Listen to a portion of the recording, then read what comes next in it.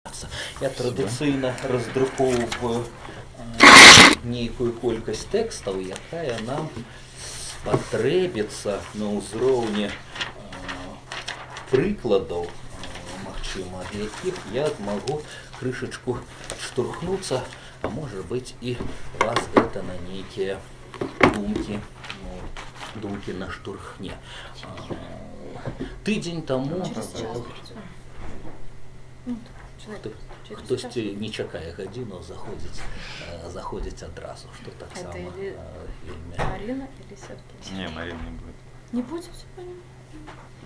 Бачыце, няма ў свеце дасканаласці, звычайна тыдзень таму кагосьці вас не было, затое нехта з прысутных быў. Нагадаю так у двух-трох сказах мы пачалі, умоўна кажучы, пра розныя ізмы, пра розныя мастацкія сістэмы, пра розныя творчыя манеры, там характэрныя для эпох выражацца. Прычым так не лезучы глыбока ў антычнасці сярэднявечча, пачалі з новага часу, і так крыху паразважалі пра альтэрнатыву дзвюх такіх сістэм 17 стагоддзя, барокка і класіцызм. Пра барокка казалі болей, пра класіцызм меней, але намацалі такіх некалькі пунктаў, якія ў асноўным іх адрознівалі. Для адных было, далучайцеся, для адных было ўсё адносна, аўтары барокка, яны працавалі на кантрасце і сумяшчалі несумяшчальнае. Аўтары класіцызму шукалі нейкіх абсалютаў, прывязваліся да антычнасці, помніце, як да непераўзыдзенага узору, ледзьве не дайшлі да ідэі вечнасці, такой незменнасці, прыгажосці, што, канешне, не так. Але з іншага боку, супрацьлеглым ідэатызмам, па-мойму, я выказваў вам гэтую ідэю, была ідэя прагрэсу ў мастацтве. Пра штосьці такое мы з вамі казалі. Калі прыдумляюцца новыя унітазы, калі прыдумляюцца новыя артэфакты матэрыяльнай цывілізацыі, то чаму б і ў духоўным у людзях не адбываўся прагрэс? Чаму б нам усім не пісаць, умоўна кажучы, лепш за Гамера і Шекспіра? Незалежна ад таго, былі яны, не былі, што за калектыўны збіральны там вобраз за імі стаіць. У 18 стагоддзі, у другой яго палове, у сярэдзіне, людзі на поўным сур'ёзе, французы, перапісвалі, скажем, Гамера на сучасны свецкі лад. З боек, з крывавых, жорсткіх нейкіх брутальных боек старажытных герояў рабілі свецкае фехтаванне ў духу Александра Дюма, яны галантнымі як бы рэплікамі казыталі адно самалюбства, а потым фехтавалі спачатку на славесных рапірах, а потым гэта пераходзіла да вайны па ўсіх правілах свецкай прыстойнасці. Але гэтага і ніякага яскравага шчытом у зубы. Шчытом у зубы звычайна бывае нейкі разлом, калі рэзкі пераход да іншай паэтыкі, тады шчытом у зубы атрымліваюць некалькі пакаленняў і аўтараў, і чытачоў, якія прызвычаіліся да нейкай папярэдняй формы выражэння. Я хацеў бы сёння пагутарыць пра з'явы, якія адбываліся ў 19 стагоддзя. Груба кажучы, як эліта, зразумела, тыя, хто бавіліся творчасцю ў розных жанрах. Але, канешне, на прыкладзе паэзіі, проста таму, што я крыху меншым дылетантам, чым ва ўсіх іншых сферах пачуваюся, на прыкладзе некалькіх аўтараў і некалькіх вершаў паказаць, як з аднаго боку светапоглядна Еўропа дайшла да такой штукі, як дэкаданс, з пункту погляду таго, як робяцца вершы, а як мы дайшлі да таго, як згубілі сярэдняга масавага і гэтак далей чытача, як з'явілася такая штука, як элітарная літаратура, зноў-такі гаворка пра паэзію. Ну і чаму раптам всякім школьным Маріям Іваннам, альбо фрау Марлен, альбо мадемуазель Марі зрабілася неёмка, незручна і так далей вывучаць літаратуру ў школе. Гэта так максімальна прымітыўна. пагаворым пра некалькі. Відаць, пагаворым пра дзве салодкія утопіі на адным полюсе. Далучайцеся, калі ласка. Ось вам крыху макулатуры. На одном полюсе идея, давайте Некрасова процитую, что поэтом можешь ты не быть, а гражданином быть обязан. Сейте разумное, доброе и вечное. Да? Кто-то за это вам скажет спасибо сердечное, да? Ты сердечно-сосудистое. Это одна, умовно кажучи, идея. Идея мастацтва заангажаванага, да, у чагосьці, у нейкую ідэю творца, які прапагандуе нешта большее, допустим, чым ён сам. Да? Творца-пасрэднік, творца, намеснік Бога на зямлі. Яшчэ 20 год таму графаманы беларускія на поўным сур'ёзе маглі такі радочак сфармуляваць. Альбо, як казалі КВНщики, я пейджерна, помните, что такое пейджер? Это уже состарелая реалия, да? Я пейджер, на который приходят сообщения от Бога. Да? Але так ці інакш, творца, які нібыта самоумаляецца, а праз яго прамаўляе нешта большее, чым ён сам. У нашым варыянце гэтае какетства можа гучаць там у форме «Я не паэта, укрый мяне Божа», да? Але заўсёды за гэтым хаваецца нейкае «але». Але гэтага «але» бывае звычайна, прэтэнзіі бываюць большыя, чым просто, уже по мне нормально пришел бы сказал. Я паэт, тема интересен, да, як у выпадку з Маяковскім, прынамсі гэта больш прытомна і паслядоўна, да, гледзячы паводзіну. Іншая тэорыя, створаная ў прынцыпе на злосць той і у канфрантацыі з ёю, паэзія для прагрэса, да, паэзія заангажаваная, тэорыя чыстага мастацтва. Творца нікому, на халеру, нічым не абавязаны. З іншага боку, тут як бы любоў узаемная. І творцу гэтага шанаваць ніхто не абавязаны, да? Ён выдаляецца ў, там, як Флабер выразіўся, у вежу са слановай косці, ён бліжэй да зораў, бліжэй да люстэрка, заўсёды прыемна з разумным чалавекам сам-насам, да? Пабыць, сядзеш каля люстэрка і пабудзеш крышачку з разумным, цікавым суразмоўнікам. Да? І творца і творчасць, якая нацэленая, да, не на лоўлю нейкіх флюідаў, якія чакае пакаленне, сацыяльная сітуацыя, яшчэ штосьці такое, на што мусіць быць там, напрыклад, водгук, а спроба згенераваць штосьці такое, што патрабуе з аднаго боку большасць высілкаў ад цябе, а з іншага боку патрабуе больш высілкаў ад твайго слухача, чытача і гэтак далей. Груба кажучы, што лепей стаць выражальнікам набітай залі людзей, якія крычаць «Брава!» табе, ганьба тым, каго ты крытыкуеш, і ў ідэале, як гэта бывала ў 1830-х годах, напрыклад, пераселімся зараз на хвілінку ў Парыж, як бывала ў Віктора Гюго падчас кожнай прэм'еры ягоных п'есаў. Кожная прэм'ера стыхійна ператваралася ў студэнцкую маніфестацыю. Заканчивалася разгоном маніфестацыі адначасова урачыстай цэнзурнай забаронай кожнай п'есы Віктора Гюго. Прададзеныя білеты, тэатр кожны раз, як вы разумееце, бюджэт трещал па швах, бо прададзеныя білеты на месяц наперад рабіліся несапраўд. Інфляцыя пажырала як грашовыя адзінкі, да, падчас вайны. Але ўсё гэта акупалася чым? Культавасцю Віктора Гюго, давайте каб далёка хадзіць не за прыкладамі якая-небудзь паралель. Там учорашні ці пазаўчорашні ўброс у інтэрнэт. Да? Улада дазволіла пастаноўку народнага альбома ў Менску. Да? Прычым, допустим, у дадатак пакет на 20 найбліжэйшых пастановак. Зразумела, білеты раскупаюцца цягам дваіх сутак.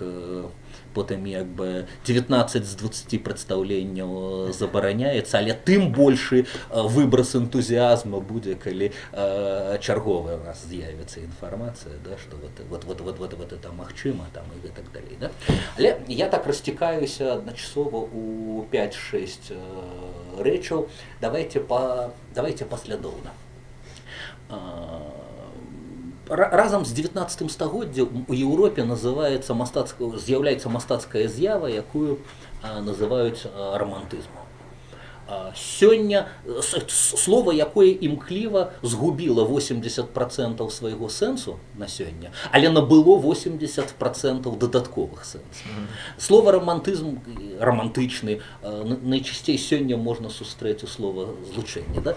У іх з ім, у ёй з ім, у ім, у яго і яго, у яе і яе, у гэтых траіх, ну, я стараюся быць паліткарэктным, падкрэсліце патрэбнае, романтычныя адносіны. Да?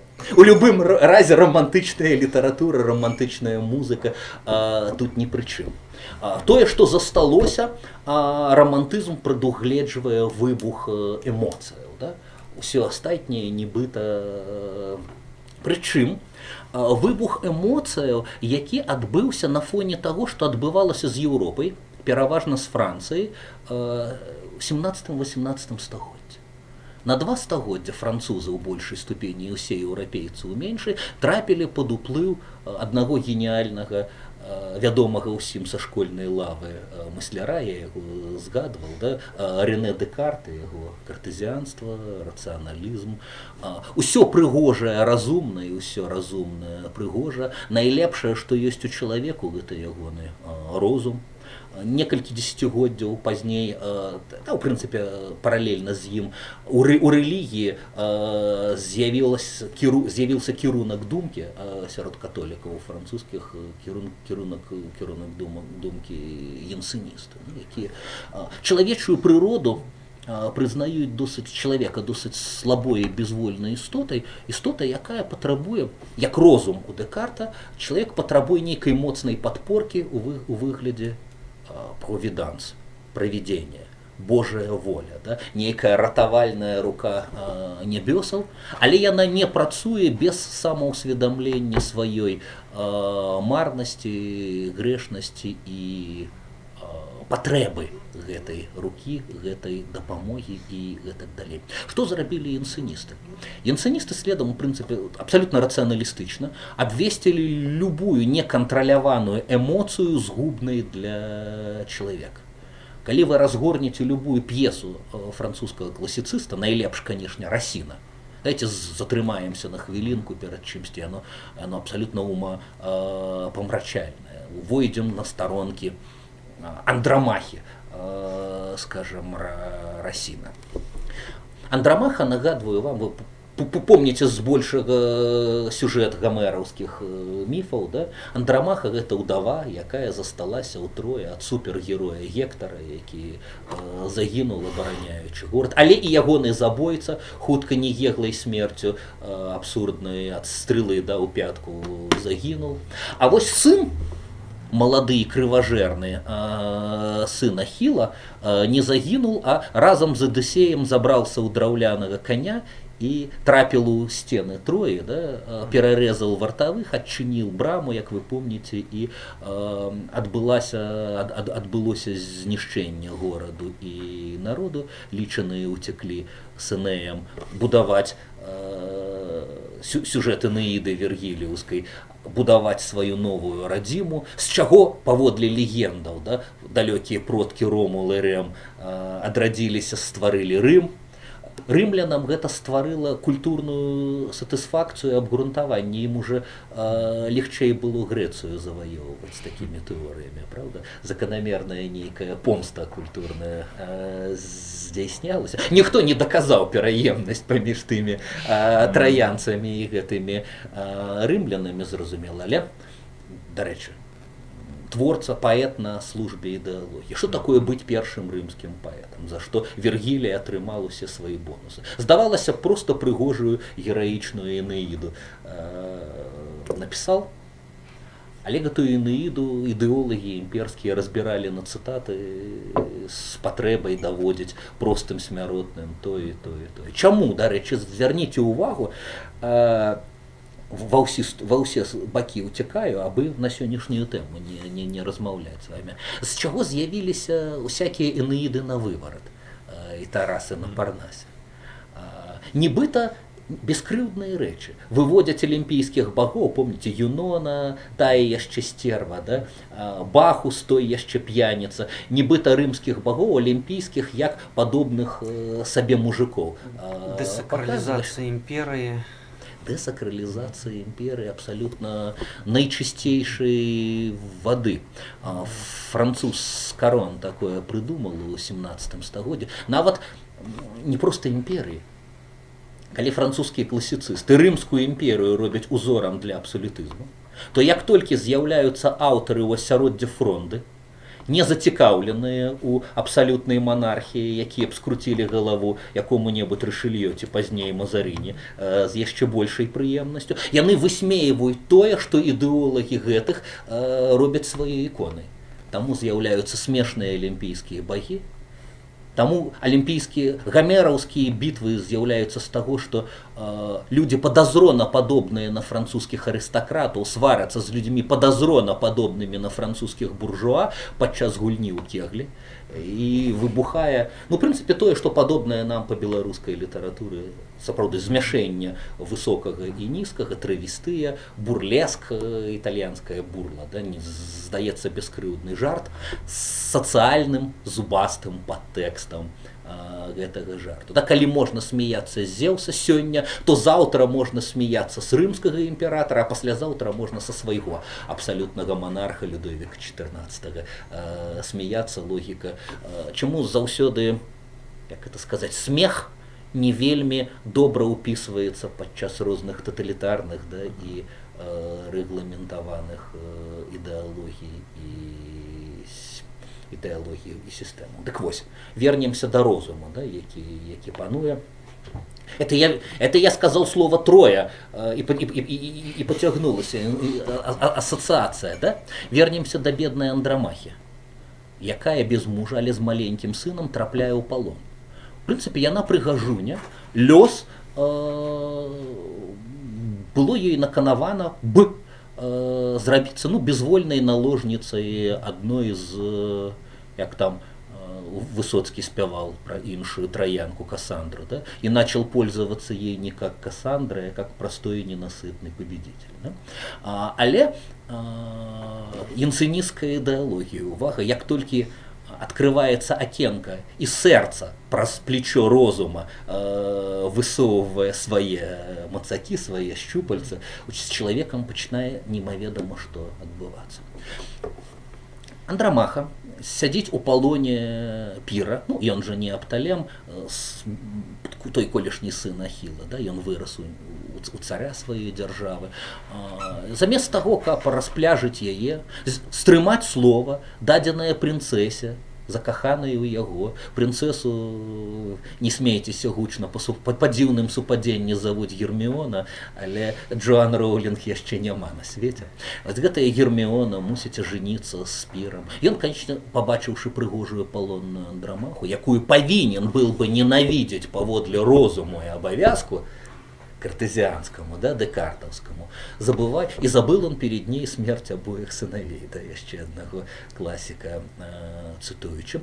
Пир схиляе Андромаху, да, нават не да сужыхарства ніякага, да, ён гатовы зрабіць усё па-чеснаму, высокородному, ён гатовы падняць яе ў статусе да сябе і чхаць, што грамадская думка пра гэта скажа. Ён гатовы зрабіць яе каралевай Піра і яе сына зрабіць наследнікам, спадчыннікам трону. Яна эмоцый не выпускае ніяк. Яна ўдава, якая памятае пра памёрлага Гектара, яна памятае, што мае дачыненне з ворагам, што знаходзіцца на чужыне. Увогуле, каб не сын, яна б кінулася аднекуль з крыпасной сцены, але лёс сына трымае яе пры жыцці. Але далей ланцужок. Пір кахае Андромаху, не кахаючы Герміону, якая кахае Піра.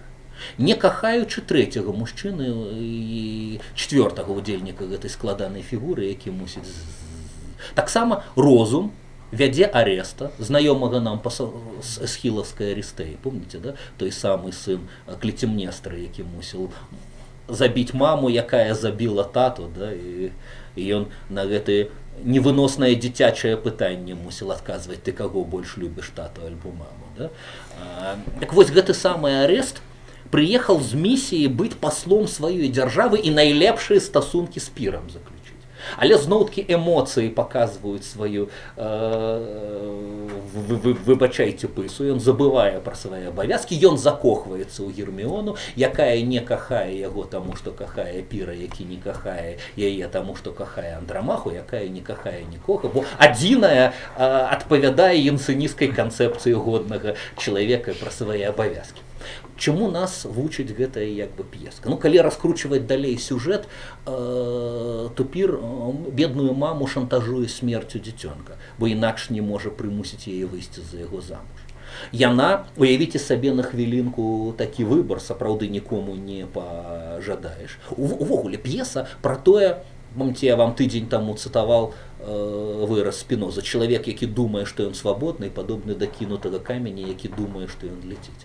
Так чым ёсць чалавечая свабода пасля такой п'ескі? Яна са связанымі нагамі і рукамі, па руках і нагах аказваецца свабоднейшай у сваіх учынках, чым тры абсалютна свабодныя чалавекі, якіх жар слепая вядзе не туды, куды трэба, а туды, дзе яны самі загінуць, усіх загінуць і трындзец усяму каралеўству Эпіра, выбачайце. Так вось, меншае маральнае зло, што такое для Андрамахі? Сказаць так закаханаму яе узурпатару, каб пайсці з ім да алтаря, каб закалоцца кінжалам у апошні момант, калі жрец уже назаве яе каралевай і жыццю яе сына, як законнаму спадчынніку, да, нічога не будзе пагражаць. Такі сабе страшны кампраміс, хлусіць на кожным кроку, але нібыта толькі ў добрых мэтах, да? І дэ юрэ як бы на ўзроўні літары ты крывіш душой, да, ты робіш штосьці кепска, але дэ-факта ты робіш толькі добрыя самаахвярныя рэчы. Ну, спрыняцце этыкі ў іх было іншае. Яны не малі вось гэтай неўратычнай этычнай перагрузкі, якую нам дало хрысціянства. На гэта ўсё спрымалі зусім інакш. І прасцей адносіліся і да смерці, і да такіх рэчаў. Александр, памятаеце, што на сцэне-то дзейнічаюць антычныя персанажы, але напісаў-то іх аўтар з 17 стагоддзя, выхаваны, выбачайце, у парыжскім манастыры Пор-Раяль, і ўся за ім як бы, і за ягонай этыкай расінаўскай уже стаіць. Дэкарт таксама быў выхаваны айцамі езуітамі, і больш за яго ніхто іх так не ненавідзеў. Бо каб кагосьці сапраўды ненавідзець, трэба гэтага кагосьці добра ведаць. Так дзеці часам недалюбліваюць бацькоў, гэта такая штука, вельмі персанальны стасунак пры ўсіх, вельмі інтымны пры ўсёй там часам ненавісці, якая клакоча. Але вернемся, з вами небяспечна уступаць. Давайте нам калегіум дасць замест 3 39 сустрэчаў, і мы будзем з вами без конца. Я да чаго веду? Зразумела, што Герміона ў гэты час кажа Аресту: ты мяне кахаеш? Ну ладно, я цябе не кахаю, але я буду тваёй, калі ты гэтую сволач замочыш.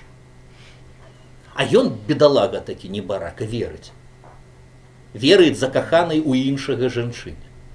Зразумела, што як бы Арест забівае вот у той самы момант, за секунду да кінжала самагубкі, якая не зрабілася самагубкай, да, Андрамахі, знішчае піра. Зразумела, што Герміона ў гэтую секунду, ну, што яна можа зрабіць? Яна врыце ад няшчасця, яна згадвае таго, каго кахае насамрэч, яна праклінае забойцу свайго любага. Усе гэтыя трое па-свойму гінуць, бо даў, павёўся на эмоцыю, па-першае, ты зробішся маральным злачынцам, як маральнае падзенне, а потым ты яшчэ і фізічна загінеш мімаходам кагосьці з блізкіх і звязаных з табой абавязкам, тваім абавязкам пагубіўшы. Драмаха як бы застаецца каралевай, сыну ўжо нічога не пагражае, але што на халеру залежыць ад нашай добрай волі, калі ўсё гэта нагадвае нейкую сістэму картонных дамкоў, да, дзе рэакцыя ад суседняй карты абрушвае гэтыя даміношкі на свеце. Для 17 стагоддзя вось такога каштуе эмоцыя, такога каштуе сэрца. Да? Самі разумееце, што эмацыйны бок знаходзіцца ў загоне, эмацыйны бок, это я вам просто страшылку расказал 17 стагоддзя про тое, што такое кахаць і быць каханым. Да? У 18 стагоддзя прыходзяць асветнікі, але захоўваюць увесь гэты каркас, разумнае, значыць, прыгожае, значыць, разумнае. Асветнікі нараджаюць адну з сімпатычных і адначасова нееглых утопій у 18 стагоддзі. Чалавек нешчасны, таму што не разумее, як быць шчаслівым. Дастаткова яму патлумачыць, і ён арганізуе сваё шчаслівае жыццё. Ну, інакш бы, ведаеце, вот мы сядзім за столом, калі верыць асветнікам, я вам зараз на 3 пальцах, на 10 пальцах показываю, як быць шчаслівымі, і вы радасна сыходзіце у будучыню. Да? Руссо, адна з вяршыняў як бы эпохі, піша свой трактат «Грамадскую дамову». У чым праблема? Оказывается, розныя саслоўі з супярэчлівымі інтарэсамі просто не навучыліся на разумных асновах дамовіцца пра ўзаемавыгаднае сужыццё, да, у адзіным разумным, эфектыўным грамадскім арганізме. Да яго Вальтэр быў упэўнены. Дастаткова патлумачыць чалавеку, дзе ён не мае рацыю, але патлумачыць пераканаўча. Вось тут як бы ідэя, што такое літаратура 18 стагоддзя, яна служанка, якая падносіць фармальныя заманушкі, фармальныя атракцыёны, найбліскучую, найэфектнейшую форму літаратурную, у якой хаваюцца прагрэсіўныя асветніцкія ідэі. Такі сабе мыш'як у цукерцы, там ціцыяністы калі. Ты глытаеш шакаладную смачную цукерку і пачынае закладзенае нутро, закладзены месседж працаваць як бы асобны ад... Ніхто, так як у 18 стагоддзі, не разводзіл змест асобна, форму асобна. Гэта асветніцкая такая штучка. Усе школьныя настаўніцы чамусьці дагэтуль вераць асветнікам, што ў літаратуры ёсць змест асобна, да, і асобна форма. Зараз мы будзем разбірацца, калі не сыдзем у бакавую нейкую вулачку нашых асацыяцый, абавязкова да гэтага дойдзем. Напрыклад, Монтэскью праз некалькі год Вальтэр ствараюць форму. Адзін філасофскага раману, другі філасофская аповесць. Яны ўсе зроблены па адной мадэлі. Знешне гэта нагадвае штуку вельмі прыгодніцкую і вельмі эратычную адначасова. Карацей, схапіў тое, што дзеці хаваюць ад бацькоў, бацькі хаваюць ад дзяцей, у выніку ў доме ёсць два асобнікі таго самага, толькі схаваны адно ад аднога. Да? Усходняя экзотыка, любая сэрцу француза на той момант. Некалькі пісьменнікаў уже з'ездзілі ў падарожжа, а чытачы яшчэ не паспелі, таму як бы чытаюць. Некалькі архіэратычных анекдотаў з пазнавальнымі прататыпамі, карацей, усё настолькі скандальных, што аўтар звычайна за кожную другую сваю кнігу сядаў у Бастылію альбо ў Вінсэнцкі замак. Не за смеласць асветніцкіх ідэй, а за хлёсткасць эратычных намёкаў на ўплывовых асобаў свайго часу. Да? Ідэя разоблачення асветнікі ў чыста булгакаўскім духу, разумелі. Помните сеанс чорнай магіі з разоблаченнем? Ах, вы хочаце разоблачення? Зараз я раскажу, дзе вы насамрэч правялі 2 гадзіны, да, калі жонцы сказалі, што пашлі на засяданне худсавету. Асветнікі ў такім духу разумеюць, ну, не было жоўтай прэсы, не было інтэрнэту, да? Таму праўдзівасць як зрыванне масак, як хлёсткае выкрыванне сацыяльнае, як скандальнасць, але я з'язджаю у бок. Галоўнае, ну вот такі прыклад расказвае Монтескьё ў сваіх персідскіх лістах такую гісторыю. Памірае маладая жонка, ушчэнт замучаная сваім дэспатам мужам, і трапляе яна нечакана ў рай. Господи, гаворыць яна, мяне ў маім забітым мусульманстве выхоўвалі так, што няма для жанчын раю. Не, ёсць за праведнае сваё жыццё атрымала ты ўзнагароду. А што гэта такое? А гэта сераль, гарем. Ты яго заслужыла. І раптам яна бачыць сотні найлепшых нейкіх небесных мужикоў, ну прыкладна так, як мусульманам небесных гуры абяцаюць, да, яна бачыць такіх жа толькі мужчынскага полу. Ясна, што Монтескьё некалькі смачных сторонак трымае чытача гэтай, асабліва чытачку, выбачайце, у напружанне ўсёй гэтай эротыку. Што табе яшчэ трэба для райскіх? Ну ведаеш, Господи, ўсё хораша, і так яны мяне ўблажаюць. Толькі вот, ну жывеш гэта яшчэ паскуднік, які звёў мяне са свету. О, цудоўна. І адзін з яе наложнікаў гэтых небесных набывае форму мужа, спускаецца ў ягоны гарем, займае яго месца, а таго як бы з ганьбай праганяюць. Усё гэта было бульварным чтвом, так? Каб не адна штука. Захопленыя, хтосьці смяецца, бо гэта дасціпна, хтосьці, выбачайце, лезе ў штаны, бо яшчэ няма парнаграфіі ў вузкім сэнсе, да, і гэтае чтво таксама выконвае свае функцыі, але мы ж як-то у цукерцы дзейнічаем. Это прагрэсіўная ідэя эмансіпацыі, роўнасці двух палоў, жанчыны як не толькі аб'екта, але і суб'екта сваіх правоў і свабоды, дзейнічае, і дзеля гэтага, а не дзеля прыгодаў і забаўных анекдотаў Монтескьё піша сваю кніжку. Да? Вось вам канфлікт зместу і формы, і службовая такое падначаленая функцыя формы на службе ідэяў. Іншымі такімі ідэямі, што павінен заплаціць такі літаратар па заслугах. Вот кожная кніжка сканструяваная па такіх шаблонах, мае свае плюсы і мінусы. Кожны такі плюс, думаючы чытач, заўсёды выцягне цікавую ідэю на філасофскім узроўні дзеля. Напрыклад, Вальтэр пісаў некалькі кніжак пра на одну і тую самую тэму. Як прымірыць існаванне зла, як прымірыць чалавека з існаваннем зла у свеце.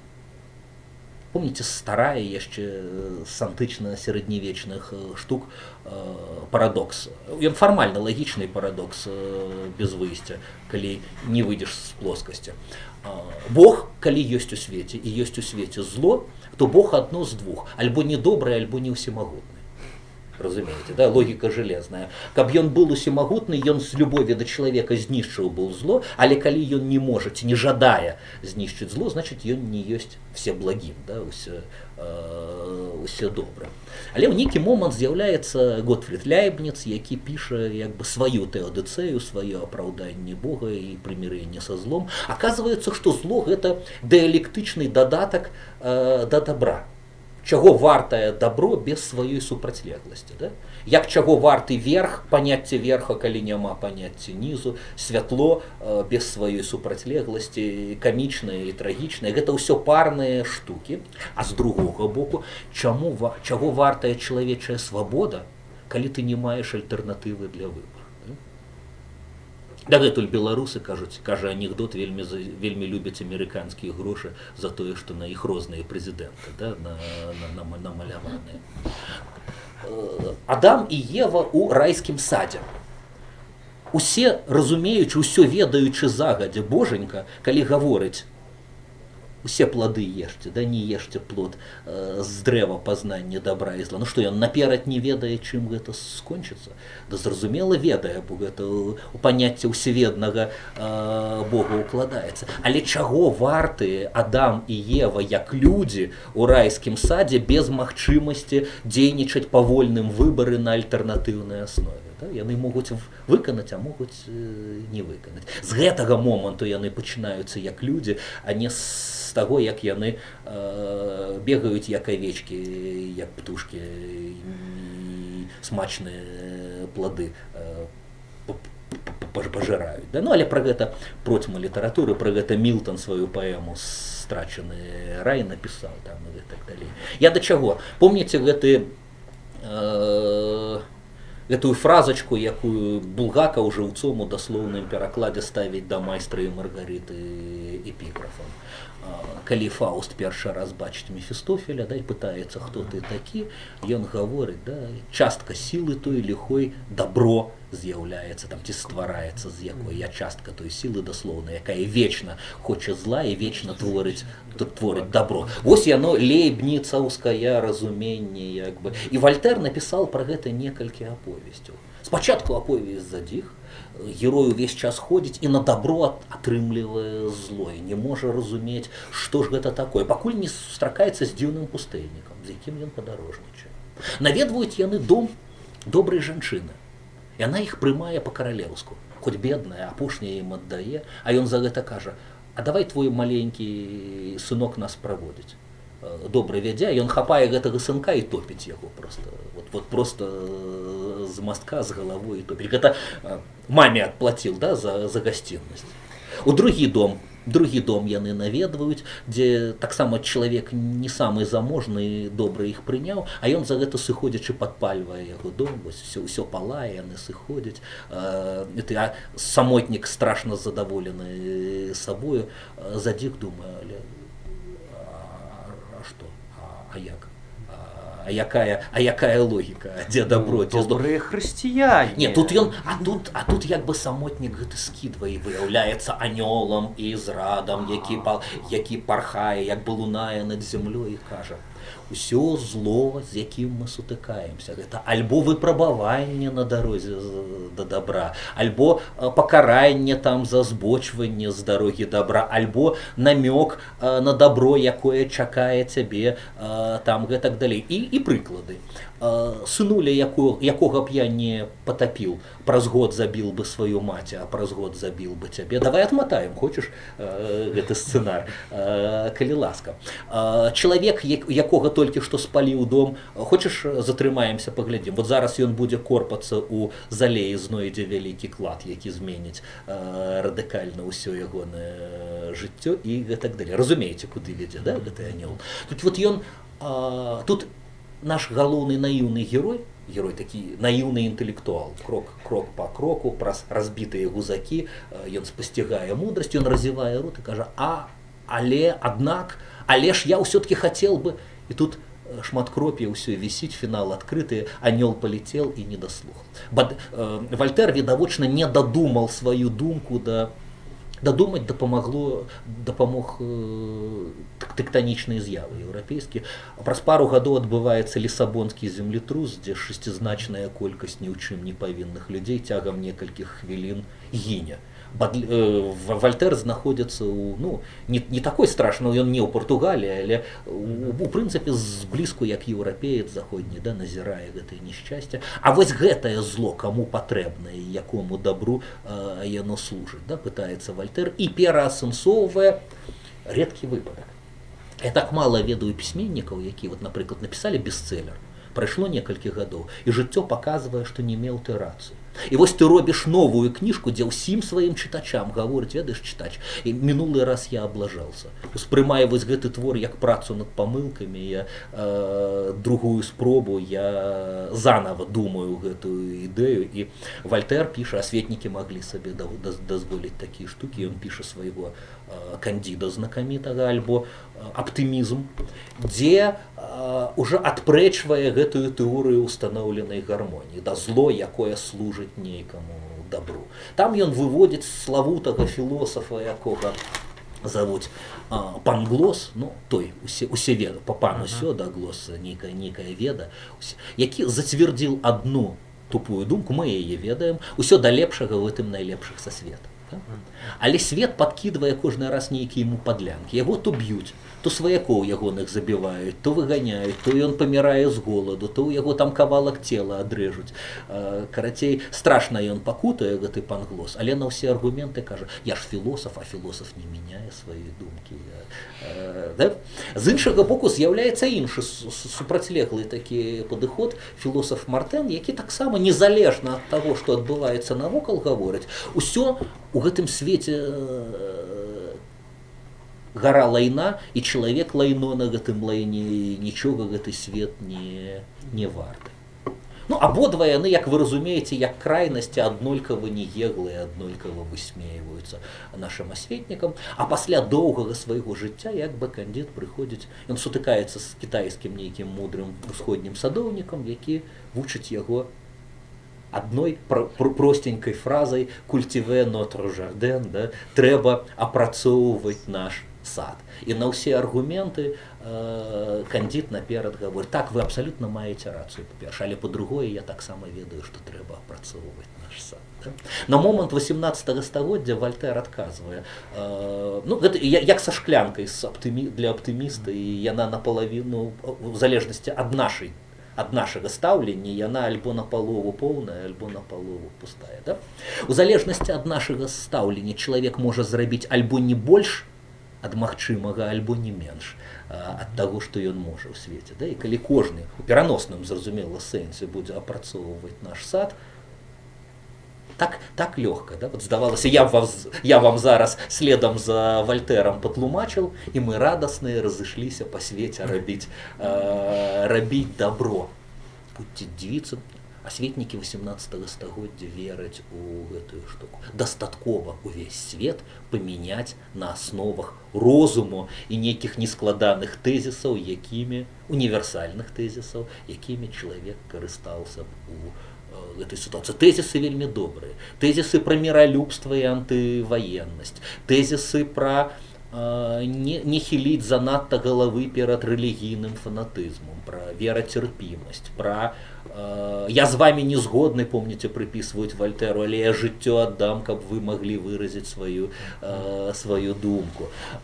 Пра, там, не ведаю, калі Бога не было, яго варта было б прыдумаць, і шмат іншых сімпатычных рэчаў, якія засталіся. Толькі падрыхтавалі яны французскую рэвалюцыю, якая пачалася з «Liberté, égalité, fraternité», але ўжо праз некалькі месяцаў скончылася масавым забойствам на гільятыне. І от разам з гільятынай пацярпелі крызіс усе гэтыя асветніцкія ідэі. Груба кажучы, дышлі да рамантызму. На пачатку 19... А разам за рэвалюцыяй потым, вот мы доўга з Александрам ён пра Наполеона Бонапарта, напрыклад, расказваў. Да? Адбываліся там, ну, карацей, кожныя некалькі год на памяці аднаго француза адбываліся катастрофы, ну, якія свет з ног на галаву і з галавы на ногі мянялі. Вот, як бы, выкінулі божаньку з царквы якабінцы і паставілі там алегарычныя статуі міласэрнасці, там, праўдзівасці і гэтак далей. Да? А потым, ну, ладно, з гэтымі разабраліся, выбралі амаль канстытуцыйна Бонапарта, ён, як шмат такіх, знаёмая нам гісторыя, чесны рэферэндум, які потым заканчваецца антыканстытуцыйным пераваротам зверху. Да? З'яўляе, як бы, імперыя, крывапралітныя войны, французы гінуць немаведама за што, а праходзіць яшчэ некалькі год. Ватерлоо 815 як бы вяртаюць бурбонаў, а потым праз 15 год. Карацей, з інтэрвалам у 10-15 год у Парыж ашчэрваецца барыкадамі, адбываюцца крывапралітныя рэвалюцыі, войны, акупацыі, гэтак далей. Як вам здаецца, увогуле чалавек можа верыць хоць у што-небудзь грамадскае, агульнае, хоць у якое-небудзь у якую-небудзь тэорыю пасля такіх вот выпрабаванняў, скажем, маючы гадоў 35-40, апошнія 25 з якіх вось такія. Ясна, што, але ж фокус у тым, што это ён зараз 35-гадовы скептык, а 20-гадовым ён быў смаркачом, які паверыў ва ўсё. Які паверыў у рэвалюцыю, які паверыў у свабоду, які разгарнуў крылы. І ён жа не паспел разгарнуўшы найбалючейшым чынам абламался аб гэтым, да? Таму як бы вот романтызм штука з двума як бы две там черепахи адначасова яго трымаюць. Вера, што калі ў гэтым свеце хоць штосьці ёсць, то гэта, канешне, чалавечае я, чалавечае сэрца, чалавечыя эмоцыі. Розум памыляецца, сэрца гаворыць праўду. І калі, скажем, у 20-м стагоддзі які-небудзь маленькі прынц у Экзюпері гэта паўтарае, мы можам смела яго там пост-рамантыкам, да, назваць кожнага такога Экзюпері. Але разам з гэтым рамантыкі таксама другую штуку ведаюць, марнасць усіх гэтых надзеяў нават на гэта. Дзен польскі паэт пострамантычнага такога характару, ёсць у яго такі верш «Апошняя размова з Данте», дзе з'яўляецца вось такі апалены пеклам і халера ведае яшчэ такі вандроўнік па тагасветным, які гаворыць, што прыйшоў да высновы. Няма нічога там, ні зямлі, ні неба, нічога. Ёсць толькі Беатрыча.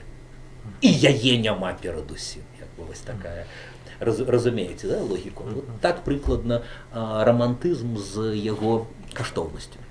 У любым разе найменш памыляюцца эмацыйныя штукі, да? А значыць, найлепшым мастацтвам, ну, што ў нас абыходзіцца без розуму увогуле, у ідэале, да? Ну, у ідэале без розуму геніальны кампазітар ці музыка абыходзіцца. Кажуць, ёсць цынічны жарт, дзесяцігоддзямі паўтараецца паміж слухачамі кансерваторыі маладымі опернымі спевакамі.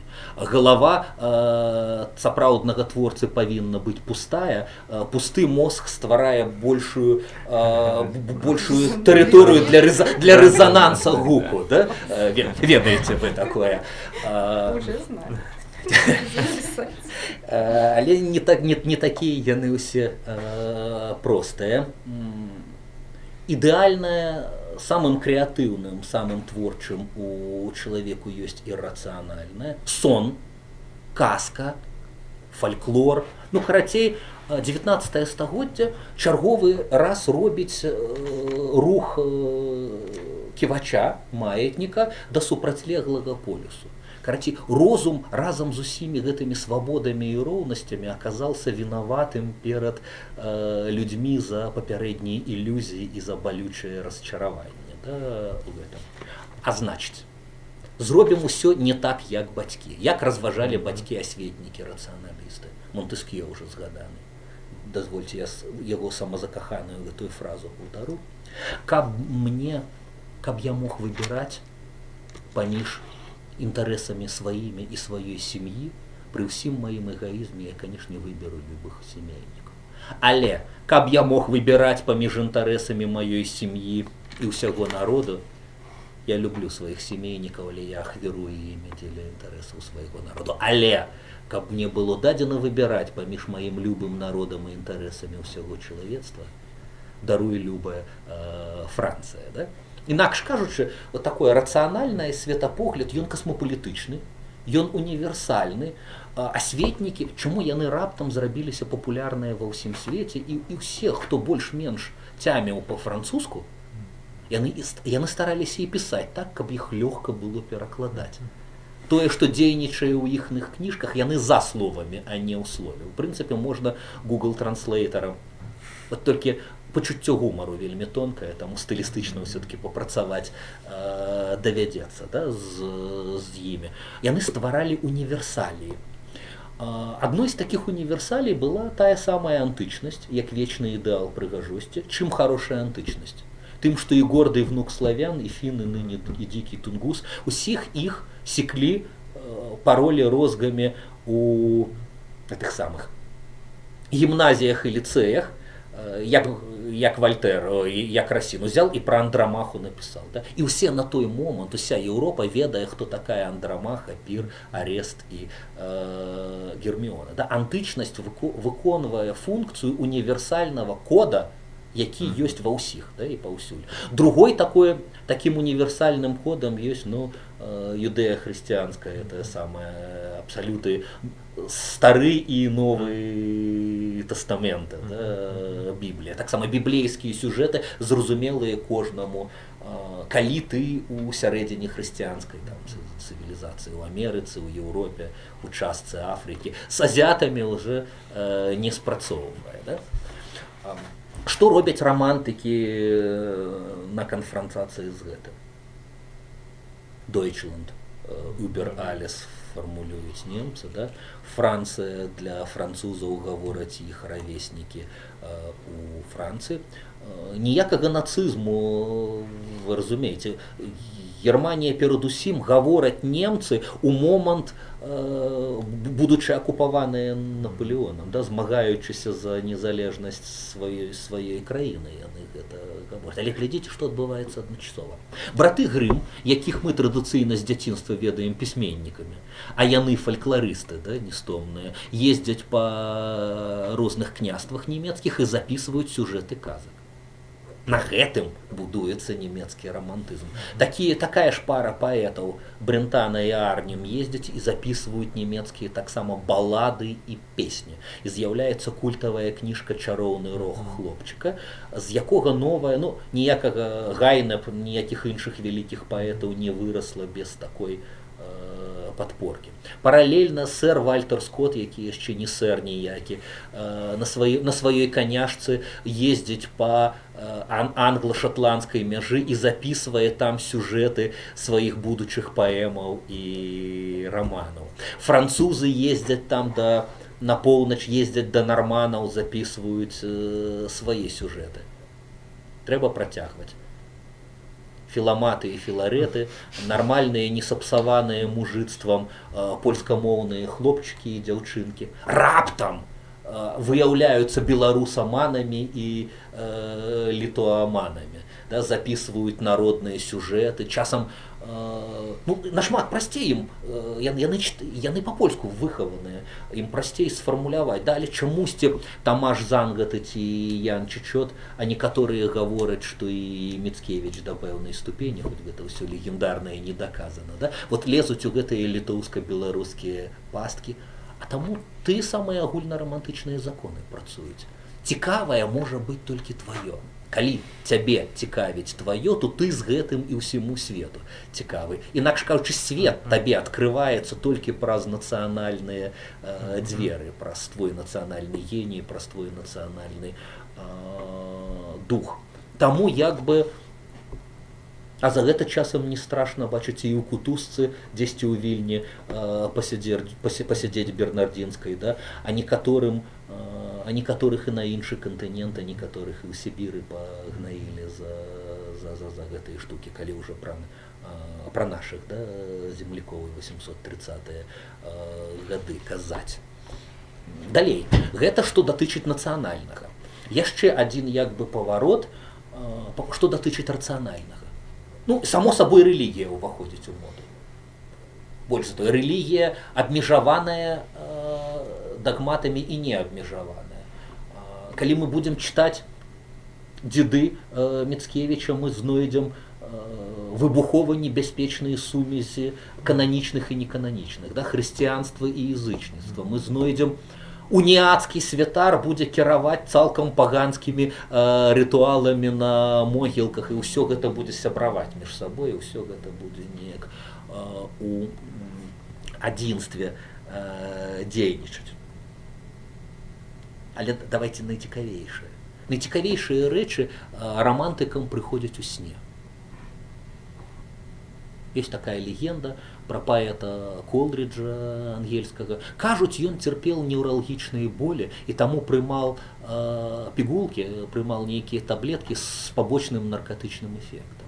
Як творца ён не мог абмінуць, як вы разумееце, гэтага эфекту. Таму на гэтым этапе ў яго ствараюцца вельмі суб'ектыўныя, вельмі размытыя, сёння б сказалі сюррэалістычныя, да, творы. І ёсць легенда пра тое, як ён напісаў паэму «Кублахан» сваю нескончаную. «Кублахан» альбо «Сон у сне», што характэрны, да, падзагаловак. Не факт, што так і было, Але цікава, што менавіта пра яго і менавіта ў гэты час легенда ствараецца. Паэту Колдрыджу сніцца іскравы сон, дзе радок па радку перад ім свецяцца вершаваныя радкі, і першае, што ён, прахапляючыся, устаючыся, пака не забыў, да, яшчэ ў сонным стане радок за радком пераносіць гэта аўтаматычна на паперу, не задумваючы нават пра сэнс, і запісвае некалькі старонак. Пакуль хтосьці не пагрукаў яго ў ягоны дом, хтосьці там прыйшоў па гаспадарчых справах, збіл яго на 5 хвілін, ён гэтага візіцёра выпіхнул, але калі вярнуўся, все, ён не змог ні слова працягнуць, ён не змог пасунуцца далей у гэтым творы. Цікава, што ўсе рамантыкі вось такое ствараць. Найлепшае ў чалавеку ёсць спантаннае. Творца, бачыце, у асветнікаў, творца ведае ўсё, што ён хоча сказаць. Ён толькі пытанне, як прыдумаць такую фармальную абалонку, каб чытач праглынуў усе твае ідэі. Да? Рамантык не ведае нічога, але ён ведае, што над ім ёсць крыніца мудрэйшая, чым ён сам, і дасць яму чароўнага пендзеля ў патрэбны момант. У Пушкіна, маладога яшчэ романтычнага, ёсць такі верш, да, «Пока не требуют поэта», помните, да? «К священной жертве Аполлон, в заботы суетного света он малодушно погружен, молчит божественная лира, душа вкушает хладный сон». Погодитеся, пакуль усё супраць шорсткі, і средь детей ничтожных мира, быть может, всех ничтожней он. Да? Так і уяўляю якіх-небудзь беларускіх таких дзяцей гэтага светапогляда, якога-небудзь Анатолия Сыса паміж п'янкамі з бруднымі пляшкамі алкаголя, да? Але ён ведае, што будзе імпульс, які акупіць усю гэтую нікчэмнасць там і гэтак. Ну, это вот романтычны культ паводзіл. Ты можаш хрысціянскія ісціны несці, добрые и пушистые. Ты можешь нести революционные некие истины, ты можешь кричать про ломку свету. Важно, что нехта тебе пихая, як потым Рэмбо скажа, не я пишу, мной пишется, да, неяк вот так у пассивной форме, он по-французску выкручивая гэта ўсё. Далей. Чарговая романтычная як бы думка. Сапраўдная не можа быць занадта прыгожым, занадта адшліфаваным. Як Пастернак дагаворыць за Верленам, пускай бы в бунте против правил ты рифмам совести прибавил. Ось пра што гэта? Занадта дакладная рыфма не можа апавядаць пра праўдзівыя найлепшыя рэчы. Ствараецца культ спантаннасці, фармальнай недапрацаванасці. Паэты дэманстратыўна Мюсэ, напрыклад, у Францыі пішуць беднымі, нецікавымі рыфмамі, бо для іх гэта не галоўнае. Гэта толькі нагода выплеснуць чытачу сваю душу, там свой боль і гэтак далей. Да страшнай графаманіі даходзіла сёння, гэта чытаць немагчыма нават французам. Але, як не дзіўна, рамантыкі яшчэ следам за асветнікамі вераць у гэтая форма асобна, змест асобна. Да? Прывяду дзіўны прыклад, такі дзіўны. Андрэ Шэнье, культавы французскі паэт 19 стагоддзя, памерлы ў канцы 18-го. Як гэтае магчыма. Нікому не вядомы Андрэ Шэнье, як класіцыст, піша вершы, але паколькі ён як бы працаголік і, як гэта сказаць, перфекцыяніст, большасць не дапісвае і пакідае ў накідах. Ён бы павесіўся, каб хтосьці, каб пабачыў гэта надрукаваным ад ганьбы. Купіў бы кніжку і спаліў увесь наклад, як Некрасов са сваёй гэтай першай кніжачкай. Але ахвярай там судовай памылкі ці чаго у 93-м годзе ён гіне на гільятыне разам з іншымі ворагамі якабінцаў. Ягоны брат Жозеф, які так чуть-чуть прадаўся рэжыму, а потым сумленне замучыла, ён як бы любоўна сабраў і выдаў усю непрызначаную братам спадчыну, але гэта ўжо не 94-й 700, а 1819 год. Калі з'явілася мода на романтызм. Усё, што Андрэ Шэнье назваў бы найгоршым у сваіх вершах, яму абвесцілі пайшло на ура як найлепшае. Не адшліфаванасць, абарванасць, недапісанасць. Але што рабілася, што такое англійскі парк ці рамантычны ў адрозненні ад французскага ці класіцыстычнага? Адны і тыя ж ландшафтныя дызайнеры робяць, але у французскім парку ўсё пад лінеечку пастрыжана так, каб былі сіметрычныя фігуры, да? Правая клумба адпавядае левай клумбе і гэтак далей. Да? Алейка для любоўных прызнанняў блондынак, паралельная правай левай там алейцы для спакушэння брюнетак і гэтак далей. Усё на ідэях розуму, сіметрыі, яснасці і празрыстасці. Да? Тыя самыя людзі з нажніцамі ангельскі парк робяць так, это вышэйшае як бы майстэрства, каб усё выглядала некранутым чалавекам. Да? Вяршыня маразму і адначасовай геніяльнасці эпохі пачалі будавацца руіны. Звычайна, што такое руіны? Это тое, што застаецца ад раней добра збудаваных рэчаў. Далей у 19 стагоддзя будуецца не храм, а вось такі руінавы накід, да, гэтых храмаў. Гэта ўваходзіць. І вот такія руінавыя накіды рамантыкі пішуць у паэзіі. Як вы разумееце, ну, але руіны і ёсць руіны. Жыць у гэтым функцыянальна, там, ці жыць сярод гэтага немагчыма па добрым розуме. І вот я так акуратна падводжу, нарэшце мы дайшлі да сённяшняй нашай рэальнай тэмы. Колькі мне 7 хвілін да канца засталося, ці ўсё-ткі 27? Нет, час. Цудоўна. То ўсё абсалютна зразумела. Але я мусіў паказаць рацыянальны і антырацыянальны і рацыянальны. Да, вот.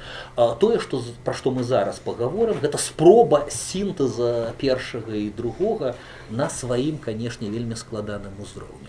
Эдгара По даследчыкі літаратуры называюць аналітычным рамантыкам. Рамантык, але, бачыце, аналітычны.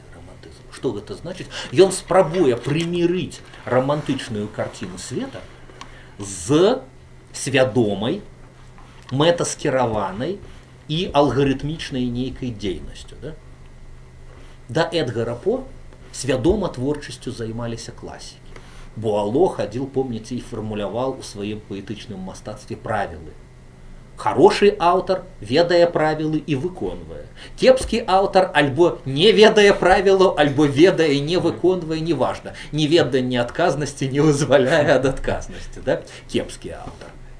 Што прапаноўвае Эдгар По? Па вялікім рахунку тое самае, але з веданнем рамантычнай, па ранейшаму зразуменнем, што найцікавейшае чалавеку адкрывае яго падсвядомае, што найцікавейшыя рэчы, што слова не можа выразіць усяго, але калі ты, але тое, што не можаш выразіць ты, халера, можа выразіць фантазія твайго чытача. Феномен, да? Таму дастаткова стварыць яму трамплін, які, магчыма, нават цябе вядзе ў нікуды, а ён можа паліцець, і ў ягоным выпадку гэта ўсё разгорнецца прыгожай кветкай. Трэба, вучыць Эдгар По нас, крыху болей звярнуць увагу на псіхалогію творчасці. Прычым не толькі на псіхалогію цябе, засранец самазакаханы, які піша, але падумай упершыню пра тых, хто цябе чытае і ў якіх абставінах цябе людзі будуць чытаць. Дарэчы, вось у гэтым беларускім томіку Эдгара По ёсць яго 2 эсэ, яны абсалютна на той момант прарыў нейкае іншае вымярэнне. Адзін называецца паэтычны прынцып эсэй, а другі філасофія кампазіцыі. І вот зараз мы пытанне рытарычнае. Адказу пазітыўна, конечно, не можа быць. Можа быць негатыўны, можа быць не ведаю і ведаць не хачу. Трэба ці не трэба верыць паэтам у момант іх прызнання. Вот Эдгар По аднойчы ўсёй Амерыцы прызнаўся на прыкладзе свайго шэдэўра, як ён напісаў гэты шэдэўр. Прымем за аксіому, ёсць у Эдгара По як мінімум адзін доўг. Не лічачы дэтэктываў, да? Не лічачы жахлівых апавяданняў, ёсць яго як мінімум адзін верш, які вывел паэзію ў 20-е стагоддзе. Гэта Рэван, да? Гэта знакаміты Крумкач. І вось Эдгар По мала таго, што напісаў Крумкач, ён напісаў лекцыю. Потым з гэтай лекцыі зрабіў эсэ. І з гэтай лекцыі аб'ехаў самыя экзальтаваныя паэтычныя пляцоўкі ў Амерыцы. Паненкі, кажуць, уздыхалі і гублялі прытомнасць. Хлопчыкі прызнаваліся, што мурашкі па хребетніку бегаюць, калі ён за магільным голасам спачатку чытаў: «О, сеанс чорнай магіі з разаблачэннем». Да? А потым адбывалася гэтае разаблачэнне. Толькі ён расказваў, як этап за этапам напісаў свой шэдэўр. І вось на думку Эдгара По, чаму дзе ён спрачаўся з рамантыкамі? Усё было прадуктам розуму і разліку. Ён ведаў, да якой мэты ён імкнецца і як гэтай мэты дасягнуць. Нідзе не было інтуітыўнага саслізвання, як сказалі б, да? Ёсць цэлая тэорыя і практыка там ад Марыны Цветаевай і потым да Бродскага, які яе абагаўляў, проста і лічыў найлепшай паэткай рускай мовы, што сама мова мудрэйшая за паэта. Не будзем уже Бродскага цытаваць, абмежуемся Цветаевай. Паэт издалека заводит речь, поэта далеко заводит речь. Неважно, ёсць Бог, няма Бога. Можа быць, Бог гэта структуры самой мовы, у якую ты ўляпался, якія вядуць цябе на вобмацак і далёка. Дастаткова мець гэтае моўнае пачуццё, да, каб сказаць штосьці большае, чым планавала. Потым, да, як Пушкін, айда сукін сын. Вот один са спосабаў да творцы зрэагаваць, як гэта так, планаваў гэта, атрымаў нашмат болей. Остап Бендер, помните, да? Вас обманули, вам дали гораздо лучше. Эдгар По не прымаў такіх падарункаў як бы ад лёсу, мовы, трансцэндэнтнага духа, там, як бы яно не называлася. Да? Ён стварыў, ён з чаго пачаў? Ну, давайте пачнем з псіхалогіі, з наіўнай псіхалогіі як бы чытача. Чытач чалавек заняты. Раз. По-другое, як бы, паменей гонару у чытача ёсць шмат сур'ёзных справаў, важнейшых, чым твоя творчасць з усімі тваімі комплексамі і прэтэнзіямі. Пункт як бы 2. Па-3. Выснова. Калі ў чытача ёсць часу, для цябе то не так і шмат. Паспрабуй гэтым нешматлікім часам скарыстацца эфектыўна і з найлепшым каэфіцыентам да карыснага дзеяння. У выніку нармальным творам, добрым творам можа быць альбо верш абмежаванага альбёму, альбо кароткае апавяданне. Усе астатнія жанры, на думку Эдгара По, неправільныя. У чытача няма часу на адным дыханні прачытаць раман. Раман, які чытаецца не на адным дыханні, кепскі раман, бо псуецца першаснае ўражанне. Сэмэ Геракліт, ўсё цячэ і нельга двойчы ўвайсці ў адну раку. Да? Тое, што ты чытаеш на адным прыпынку метро, а потым перасаджваешся, за гэты час ты збіваешся з толку, і другі раз такое ж ўражанне. А што з Гамерам рабіць, спадар Эдгар По? А Гамер гэта кепскі аўтар паэмы, чыя паэма разбіваецца на добрыя вершы, гаворыць ён, часам геніяльныя вершы. Таму Гамера можна чытаць з любога моманту. Першы кантакт будзе геніяльны, да? Ты абавязкова трапіш на які-небудзь шэдэўр, які потым перастане на цябе дзейнічаць, бо хто-небудзь чытаў з залпам Іліаду ці Адысею. У прынцыпе, пакуль усё сходзіцца. Далей, як бы гаворыць Эдгар По, што такое паэтычны прынцып, якім ты карыстаешся. Ты мусіш карыстацца вот такім нейкім прынцыпам татальнага эфекту. І ўсё ў тваім творы павінна дзейнічаць на гэты эфект. Напрыклад, давайте мы вот возьмем апавяданне «Падзенне дому Ашараў» у перакладзе Кацярыны Маціеўскай. Перад намі першы абзац. Ты мусіш чытача пагрузіць у багну меланхоліі, смутку, трывожных прычын. Найлепей, канечне, каб ён не дачытаў, павесіўся, проста не дачытаўшы. Але няхай ён у скрайнім выпадку, ну я перабольшваю, разумееце, да? Але ў скрайнім выпадку няхай ён уже дрыготкімі рукамі, з дрыготкім голасам дачытае. Як трэба пачытаць? Звярніце ўвагу на прыметнікі. Увесь гэты маркотны, цьмяны, глухі дзень. На зыходзе года, калі хмары гнятліва навісалі над зямлёй, я ехаў на кані праз цалкам безрадасную мясцовасць. І калі спусцілася цемра, апынуўся перад змрочным домам Ашараў. Уже перакладчык Кацярына Маціеўская стала на галаву, бо мусіла з 10 сінонімаў змрочных негатыўных прыметнікаў, да, знайсці, каб выплеснуць. Па-ангельску ўсё гэта яшчэ больш зласліва, маркотна і прыгнятальна. Ну слушна, толькі а на якія ўзоры? Дзікае паляванне гэта трэцяя вытворная ступень дома Ашараў. Гэта перайманне Владзімір Караткевіч пераймал Конан Дойля, які пераймал Эдгара По. Фактычна унучат перад намі. А кого? А этот тоже. Гэта абавязкова.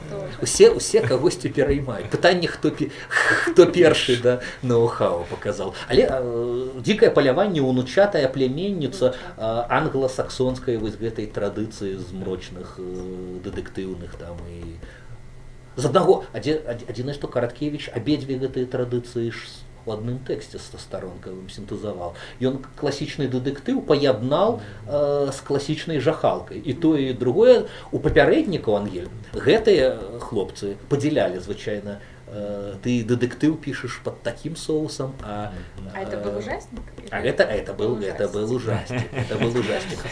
Ён сам гэта называў арабескамі. Твор у арабскім духу, ён мусіць быць жахлівы. А дэтэктывы свае называла лагічнымі апавяданнямі, гэта быў іншы як бы нейкі раздзельчык. Да? Але вернемся да вось гэтай сітуацыі. Да? Што? Давайте выберем самы, скажите, калі ласка, вяселле, гумар, гэта добры спадарожнік ці спадарожніца прыгажосці? Ці найпрыгажэйшыя рэчы ўсё-ткі сумныя? Вот Эдгар По пришел до высну. Человек с фантастычным пачуццём гумару.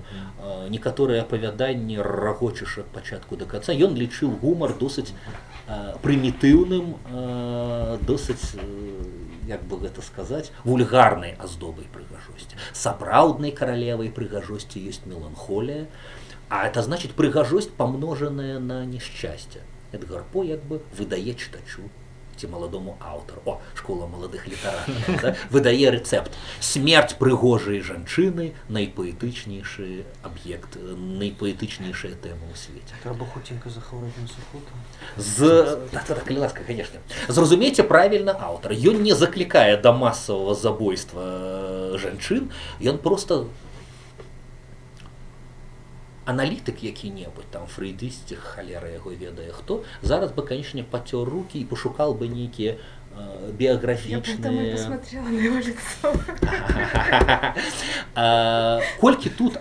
Колькі тут тэарэтычнага, а колькі тут асабістага. Калі мы будзем корпацца ў біяграфіі Эдгара По, мы скажам, што ён сірата, што ён вельмі рана згубіў бацькоў. Раз. Што ягоная мама вельмі маладой і прыгожай сышла. Ён з сям'і багемных вандроўных актораў. А хтосьці скажа, што ён як бы вот...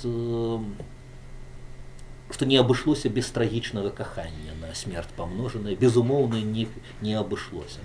Ён са скандаламі там пабраўся са сваёй сваячкай, тады гэта дазвалялася стрыечнай сестрой Віржыніяй Клем, якая, вы казалі пра сухоты, да, якая выявілася рана і невылечна хворая, і фактычна ўсё іх сямейнае жыццё, гэта яе павольнае згасанне ў яго на вачах, аптымізму, як вы разумееце, гэта не дадало. Таму ідэя смерці прыўкраснай жанчыны для Эдгара По гэта адначасова некалькі як бы козыряў, як за творцы. Ну, гэта асабістая трагедыя, раз, ён мог быць шчырым. Два, ён мог, як рамантык, канешне, даць поўху гэтаму свету такім чынам. Яны ўсе, ён гэтых сваіх жанчын паказваў пад прыдуманымі імёнамі. Уля Люм, Ленор, хто там яшчэ, Анабель, яны ўсе як бы як анёлы, анёлкі сыходзілі туды, бо зямля занадта атручаная, занадта недасканалая. Ягоная прыгажосць можа існаваць доўга, стабільна толькі на тым фактычна свеце. Да? Але вернемся да тэмы Крумкача. Крумкач жа гэта толькі атрыбут. Галоўна, як бы уся спружына верша трымаецца на тым, як галоўны герой сам сябе накручвае да такой ступені адчаю, што ў цвярозым у прынцыпе стане пачынае размаўляць з Крумкачом. І нас гэта не здзіўляе. Здаецца, тэма для камедзі-клабаўскага сцёбнага нейкага прагону. Да? Але чалавек... У нас зараз і тэлефон даверу, гэта сцёб. О, Крумкач, як тэлефон даверу. Нармальная паралель падабаецца. Так вось. Але глядзіце, тут не мусіць быць нічога. Давайте станем зараз на месца Эдгара По. Давайте спярша падумаем пра аб'ём, гаворыць Эдгар-По. Верш не павінен быць занадта доўгім, але не павінен быць і занадта кароткім, бо ты не паспееш выбіць з чытача, выжлукціць з яго ўсе сокі спачування. Да? Ідэальны памер, гаворыць Эдгар-По, 100 радкоў. Сёння выглядае анахранічна доўгім, пагадзіцеся, да? Як казаў аўтар аднарадкоўяў Владимир Вишневский, его книжка называлась «Одним однорадковьем», таким лишь, пока не долетел предмет из зала. Теперь поэты мусят нібыта так працаваць, але больш чым 100 чытач як бы стамляецца. Але помнім, што тады не было інтэрнэту, тады людзі жылі неспешна, пісалі лісты ад рукі, чакалі тыднямі на пошту, чыталі тоўстыя таміны шматтонныя, да? На гэтым фоне 100-радковы верш пралетаў імгненна, але трымаў у абцугах тваю душу. Што ў гэтым аб'ёме мусіць быць уключана? Мусіць быць нейкі кантраст, гаворыць.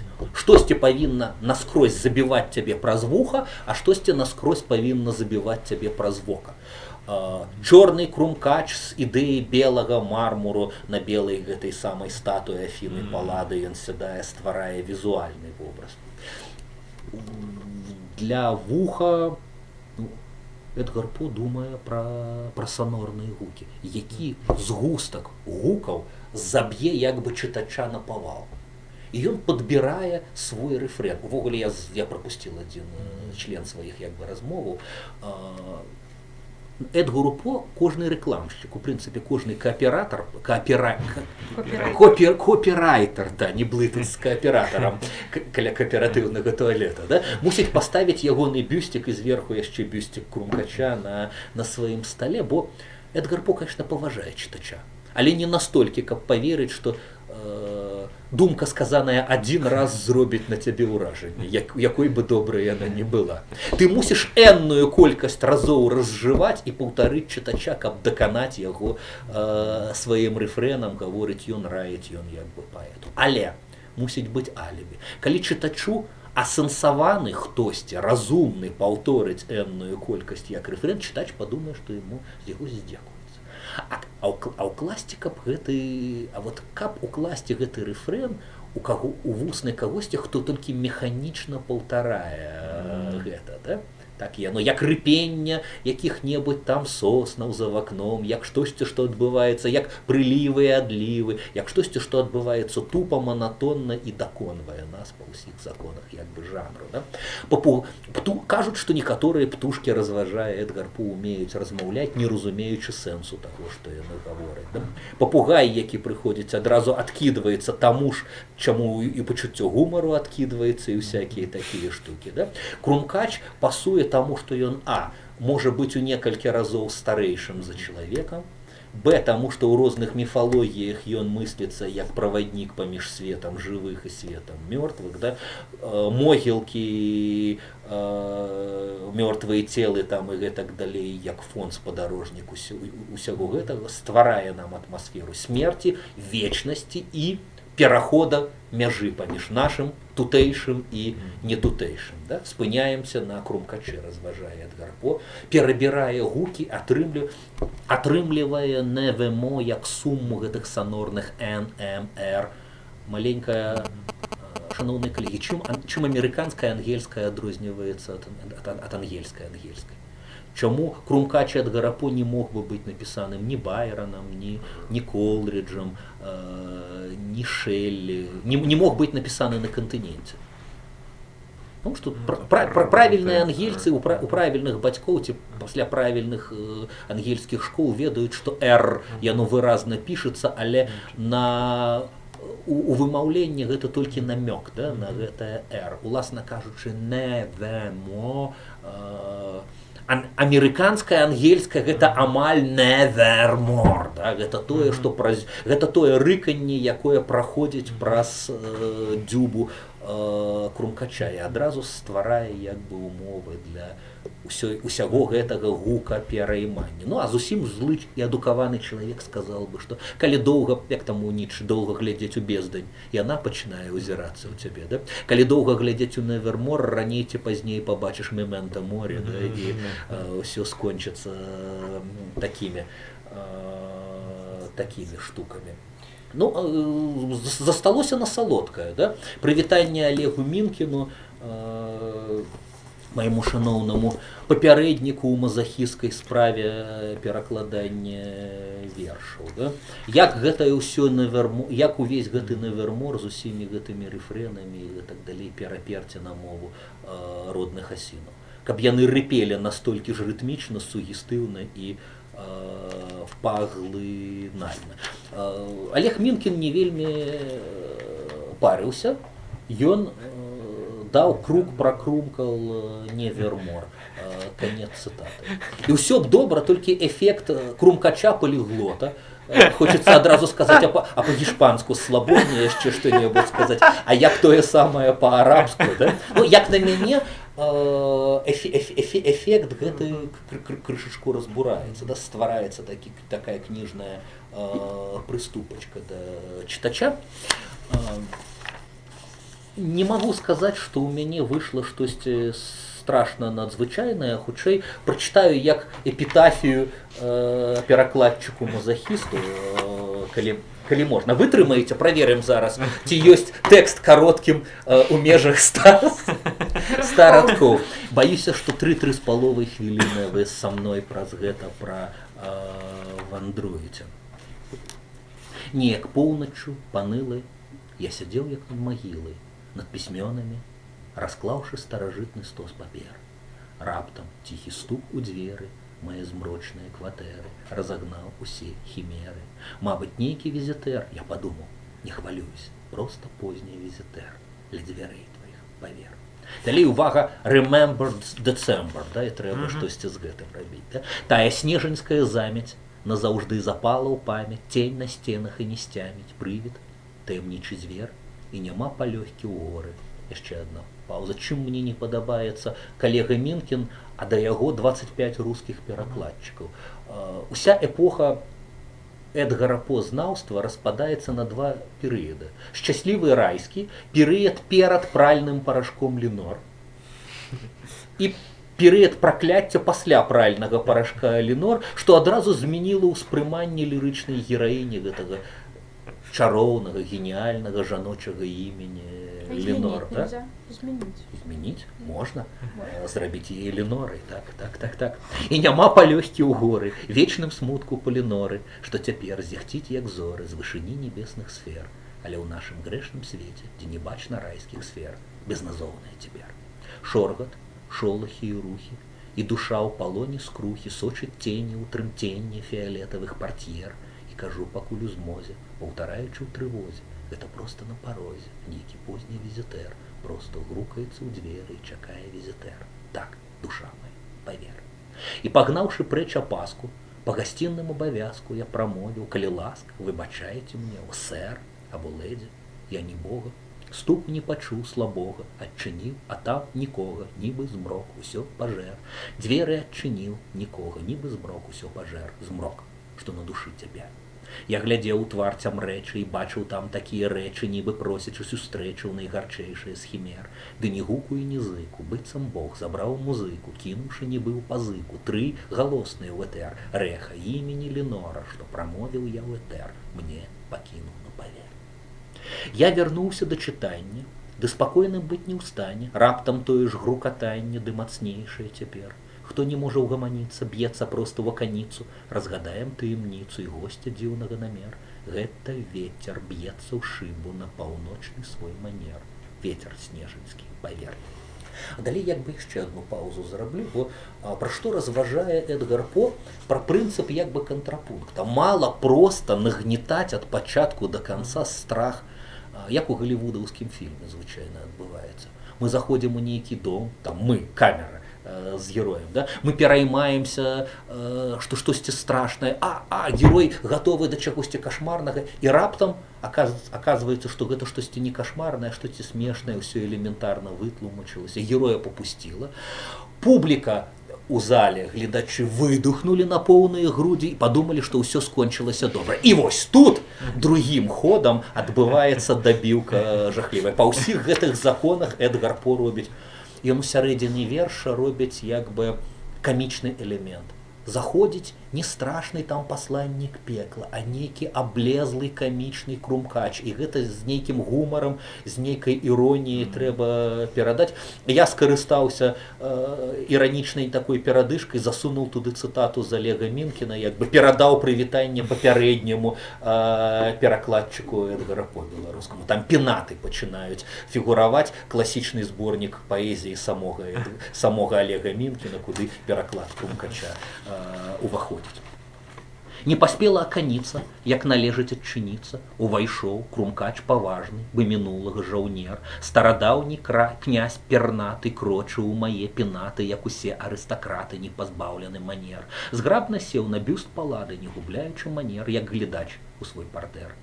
Вось дзівосы ў мой закутак, і на хвілю сціх мой смутак, і спытаўся я, чаму так абадраны твой каўнер? Кіпці ворагаў пасеклі? Тых, што ўрэшце ў жаху ўцеклі. Як цябе завуць у пекле, дасканалы грэнадэр? Як цябе Плутон у пекле называе грэнадэр? Адказаў крумкач, не вер. Я застыў у захапленні, ад птушынага маўлення, пакуль нічога страшнага, да і хай крылаты мой аратар быў далёка не Гамер, ды не кожны дзень у госці птах заходзіць да кагосьці, хай не першай маладосці, але важны кавалер. Не заўжды на белы мармур сядзе чорны кавалер з рэдкім іменем не вер. Яшчэ адзін хоць ты дэ пастаў, да, французская нейкая арыстакратычная маленькі бонус перакладчыку. Госць жа з выглядам суровым, увага, нас пачынае ў гэтую варонку зацягваць. Госць жа з выглядам суровым не азваўся больш ні словам, бы зрабіцца мурмуровым і напраўду меў намер. У нямоце занурыўся і самоце я скарыўся, зранку, як мае сябрыўся, знікне і гэты візітэр. Як усе мае надзеі, знікне гэты візітэр, паўтарыў крумкач. Не вер. Адказаў ён так дарэчна, што прамовіў я сардэчна. Твой таварыш быў бясспрэчна, Божа.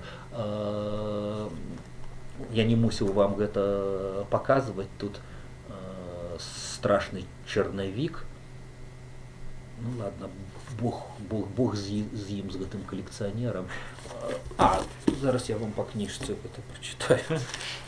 Выбачайце.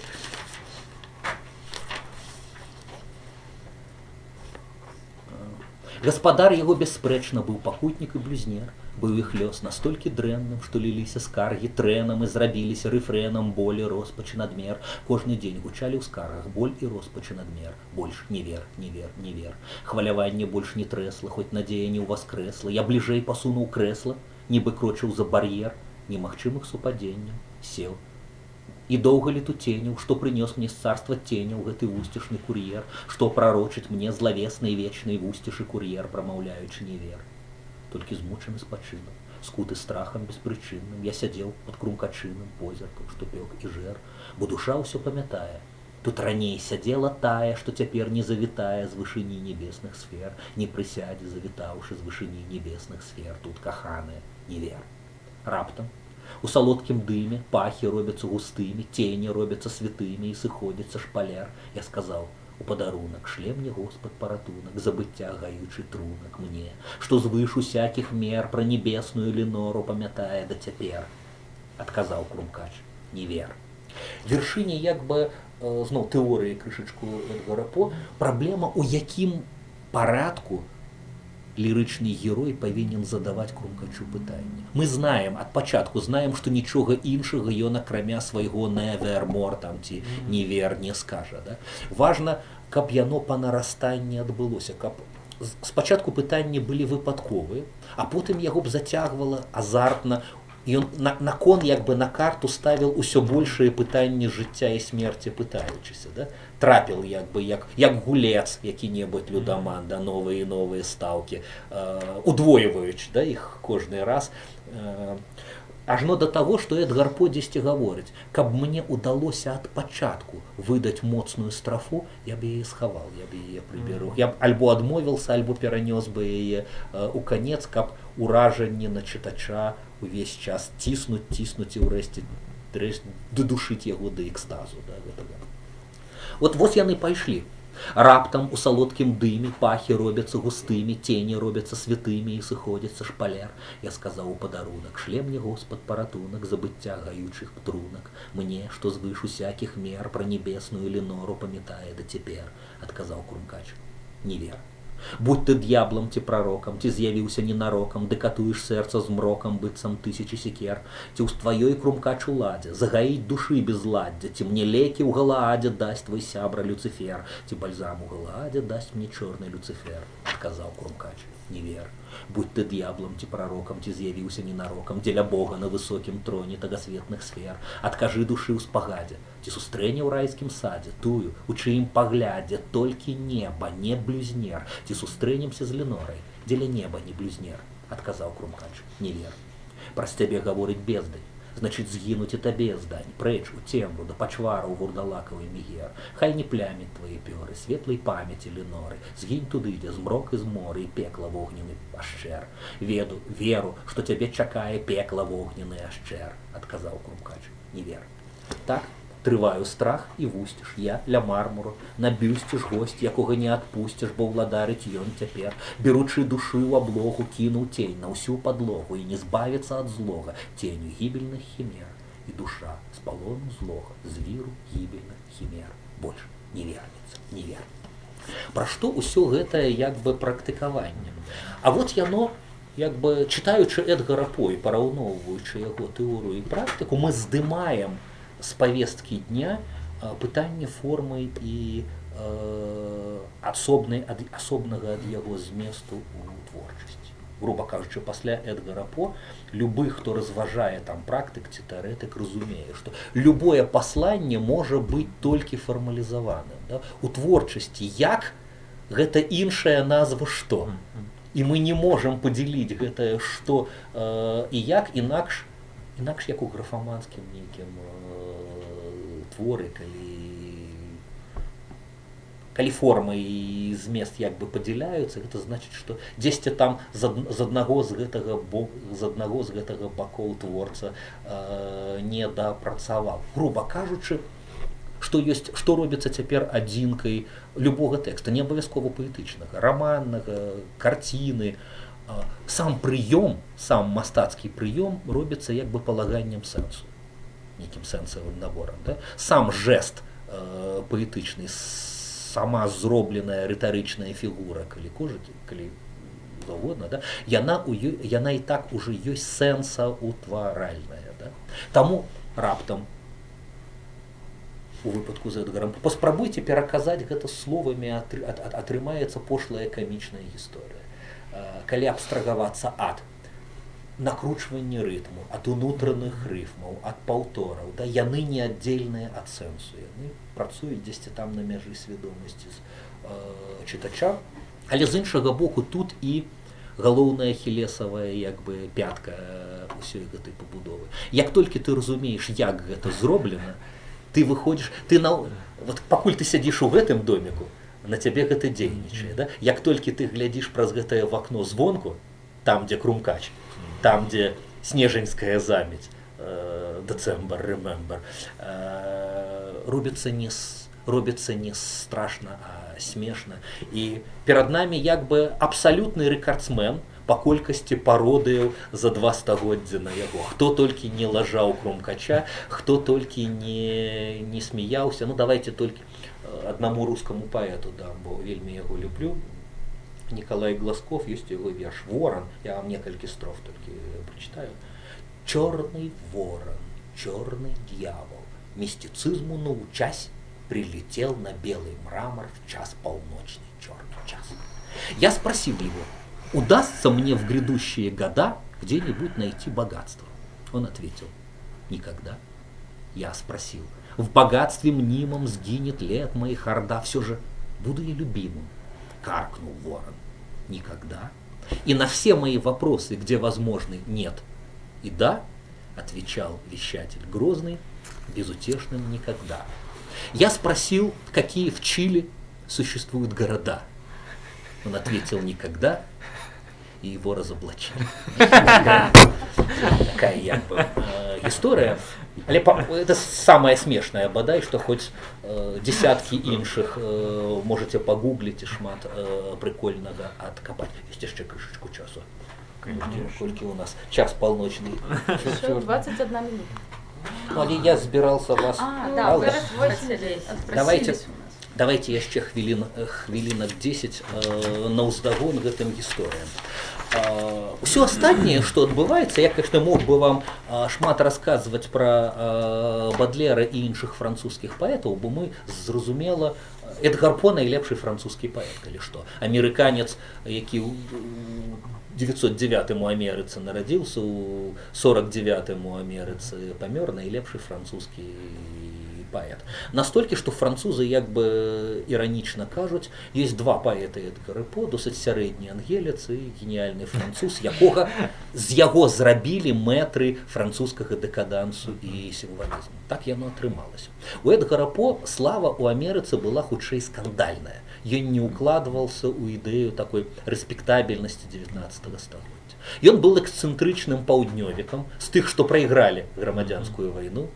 Ён быў прыхільнікам арыстакратызму, казал, я ненавіджу вашы даляры, якія хаваюцца за вашай дэмакратыяй, па мне лепш арыстакрат крыві, хай ён нават рабамі валодае, чым арыстакраты грошай, да, якія, ну, досыць эксцэнтрычных поглядаў, як вы разумееце. Але ён у самы вызначальны час падлеткам разам з сям'ёй, з сваім прыёмным бацькам, капіталістам, бізнесменам Джоном Алланом на 5 год пераехал у Англію і фармаваўся ў закрытай ангельскай лонданскай школе. Пачытайце апавяданне Вільям Вільсон, там шмат дзіцячых гэтых самых уражанняў, сцёпарнай, халоднай. Школу ён ненавідзеў, але яму прышчапілі ўсё, чаму ангелец можа навучыць ангельца. Іронію, снабізм, погляд зверху на Амерыку, погляд такога арыстакрату духу. Усё гэта легло на сэрца Бадлера, майго любімага, які проста, ведаеце, ёсць у яго календар жыцця, дзе маленькімі літарамі, а часам штосьці вялікімі набіраюць курсівамі. Адзін год мне вельмі спадабаўся. Спроба самагубства маленькімі літарамі, потым 3 радкі ніжэй. Другая спроба самагубства, таксама маленькімі літарамі, а паміж вялікімі курсівам, знаёмства з творчасцю Эдгара Аллана По. Уявіце сабе. Справакавала другую спробу. Не ўсё, што адбываецца храналагічна прычынна-выніковае, як вы разумееце, але ёсць у гэтым. Па тым, што мы можам тут вычытаць, зразумела, што радасці, ну, ладно, вернемся да Бадлера, ён дае сабе абяцанне спачатку ён як бы плача, бо большасць таго, што ён хацеў бы толькі ў далёкай перспектыве сфармуляваць, гэтая сука амерыканская ўжо сфармулявала. З іншага боку, ён па кожным радочку бачыць духоўнага нейкага брата, і блізкасць нейкая неймаверная, такая рэдка бывае паміж эгацэнтрычнымі, зайздрослівымі там і гэтак далей творцамі. Ён вырашае рэшту жыцця паралельна з напісаннем свайго пакласці на пераклад і папулярызацыю ў Францыі Эдгара По. І сапраўды, Бадлер доўгія гады ў французаў лічыцца як бы перш за ўсё перакладчыкам Эдгара По. Ён раней яго пачаў на 5 гадоў публікаваць, чым сваю кніжку публікаваў. Неяк так расказваюць драматычныя гісторыі, дарэчы, з разряду перакладчыцкай майстэрні. Бадлер, які працаваў над марскімі апавяданнямі Эдгара По, слоўнікаў яму не хапала. Тады ён ішоў у кабакі, дзе вылоўліваў п'яных ангельскіх і амерыканскіх матросаў, падсаджваўся да іх і, выпіваючы, спрабаваў там з томікам Эдгара По высветліць, што азначае дакладна той ці іншы марскі тэрмін. Часам вярнуцца мог пабітым, як вы разумееце, а мог вярнуцца і са шчаслівымі знаходкамі, да, для перакладу. Кажуць тэарэтыкі перакладу, што звычайны пераклад гадоў за 30, за 40 састарывае і наступным пакаленнем успрымаецца як не актуальны уже. Бадлер зрабіў штосьці такое, што і сёння, ну, карацей, іншыя французы кожныя 20 год перакладаюць Эдгара По, і іх пераклад састарывае праз 20 год, а бадлераўскія перавыдаюцца і як бы ўспрымаюцца як вечна сучасныя. Ну, по-свойму, так. Ён сам зрабіўся як перакладчык літаратурным творам. Да? Пры тым, што, конечно, штосьці там састарывае, але міф французскі Эдгара По, які зрабіўся яшчэ больш нешчасным, яшчэ больш пранізлівым. Ён узмацніў усё да таго, што потым праз некалькі год Поль Верлен у сваёй эсеістыцы па-французску назаве поэт Моді. Выкляты, да? Пракляты, асуджаны паэт. І самога Бадлера потым бацькам гэтай з'явы абвесцяць, а Эдгар По будзе ролю ганаровага амерыканскага дзядулі і хроснага бацькі, да? Выконваць. Але праблема як бы дэкадэнтаў часткова у тым, што яны педалююць як бы трагічныя рэчы, зразумела, спрабуюць жыць, як пішаш, і пісаць, як жыць, што не дадае нікому доўгага жыцця, як вы разумееце, псіхічнага здароўя і фізічнага здароўя не дадае. Ўсё гэта людзі як бы недабранадзейныя для французскай акадэміі і паліцыі нораваў і школьнай праграмы у 19 стагоддзі. Сапраўды шмат хто з іх самазнішчальнае жыццё пражыў. Абмяжуюся прыкладам Артюра Рэмбо, які у свае 17 прыйшоў да ідэі паэта-яснабачца, які зробіць усё для абвастрэння сваёй інтуіцыі. Як гэта можна зрабіць? Гэта можна зрабіць эксперыментуючы з алкаголем, з наркотыкамі, з нетрадыцыйнымі разнавіднасцямі кахання. Самае эфектыўнае, катуючы сябе бяссоннем, даводзячы да стану, калі ява сну і явы мяжа размываецца, і ты пачынаеш трызніць снамі на яве. Артюр Рэмбо быў двужыльны з пункту гледжання фізічнага здароўя, таму як бы некалькі год гэта, ну, некалькі месяцаў, скажем, інтэнсіўных гэта патрывала, іншы праз некалькі дзён, відаць, скапыцілся. А гэты паспеў напісаць цэлую кніжку «Азарэнне». Потым, праўда, расчаравана выплюнуць на адным дыханні яшчэ адну празаічную кніжку вершаў у прозе «Сезон у пекле», дзе расчароўваецца ва ўсіх гэтых справаў, хлопае за сабой дзвярыма, сыходзіць, груба кажучы, для паэта-яснабачца паэзія мусіць змяніць жыццё. Все гэта мусіць быць настолькі крута, што кожны, хто далучаецца, мусіць дзейнічаць як вірусная інфекцыя, да, разыходзячыся. Калі гэта не дзейнічае, калі гэта застаецца ў коле вузкіх адэптаў, то і паэту гэтага нахер не патрэбна, выбачайце. На меншае ён не згодны, ён едзе ў Афрыку рабіць бізнес. Карацей, пасля 19 да сваіх 37 смерці, апошнія 18 год ён не напісаў ні слова. Ён дэманстратыўна не цікавіўся сваімі рукапісамі, сваімі публікацыямі. Жыццё пражыў напружанае, прыгодніцкае, але да літаратуры, ну, ён проста стварыў альтэрнатыўны праект, не пішучы, да, ужо. Але вернемся да Бадлера, якога малады Рэмбо каралём паэтаў ахрысціў. Бадлер пацягнуў за нітачку Эдгара По у тым сэнсе, што рамантычны светапогляд мусіць сябраваць з складанай творчай кухняй. Да? Нельга хадзіць непрыкаяным медыумам, чакаючы паблажак ад Господа там, ці д'ябла, які дасць табе нітачку, за якую ты пацягнешся, ці не дасць. Ты не, пока не требует поэта к священной жертве. Бадлер сфармуляваў: натхненне, як апетыт часам прыходзіць падчас еды, да? Натхненне прыходзіць падчас упартай працы, якая яго разварушвае, гэтае натхненне. Да? Ты сядаеш за стол, ты можаш пачаць з нікчэмных марных спробаў, але ты даводзіш сябе да стану, калі найталенавіцейшае азарэнне прыходзіць да цябе. Гэта з пункту гледжання таго, як. З пункту гледжання таго, што паэт шукае, Бадлера цікавіла, ў прынцыпе, адна рэч, як і ўсіх, відаць, маньякаў ад літаратуры, якія на дробязнае больш не разменьваюцца. Пытанне як бы жыцця і смерці, груба кажучы, што чалавека чакае з таго боку.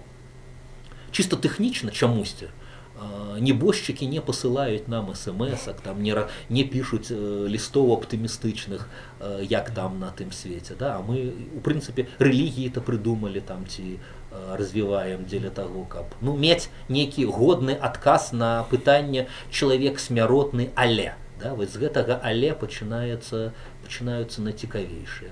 Хтосьці кажа, што там Гарацый увесь я не... Але мой працяг там у маёй творчасці, хтосьці скажа, мой працяг у маіх нашчадках, мой працяг у маім народзе, дзеля якога я, чым моц моя магла, там, помніце далей па цытатах, звал з путаў на свабоду, звал з цемры да святла.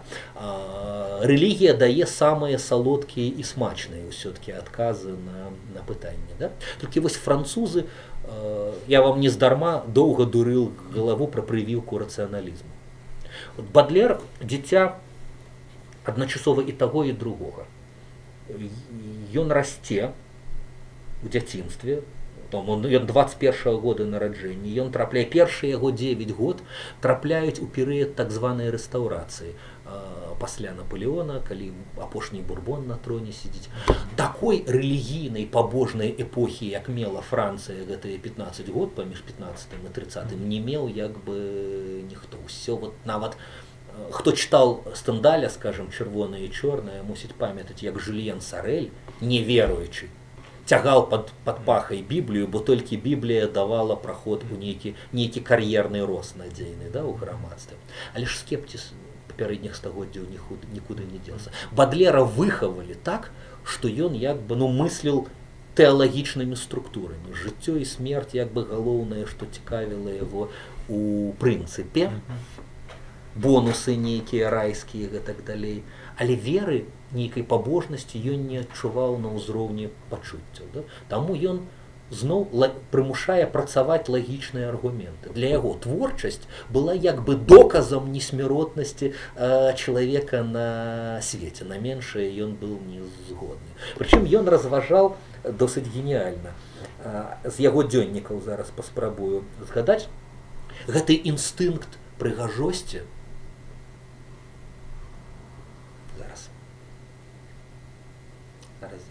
зараз. Прыгажосць і веліч, схаваная за труной, празрываюцца пільным, як бы уважлівым там і гэтак далей творцам праз у музыцы і праз музыку, у паэзіі і праз паэзію. Логіка як бы такая. Зноў чамусьці Экзюпері прыходзіць. Помніце, калі сама смага ёсць аргументам таго, што ў свеце ёсць вада. Калі сам голад ёсць аргументам таму, што ў свеце ёсць ежа функцыянальна, да, тое, што яго насычае, Бадлер прагу прыгажосці робіць чымсьці такім, адказ на які можа давацца толькі нейкім трансцэндэнтным несмяротнасцю. Прага несмяротнасці і прыгажосці па жыцці можа быць задаволена чымсьці адпаведным. Ясна, што вазочак і конь памяняліся месцамі, да, прычына і вынік, логікі нейкія пільныя скажуць. Да? Дзе гэты фокуснік шарик памянял на пёстках. Да? Але Бадлеру вельмі прыдаўся шведскі містык. Вельмі рэкамендую вам прыгледзецца да яго. Эммануэль Сведенборг, канешне.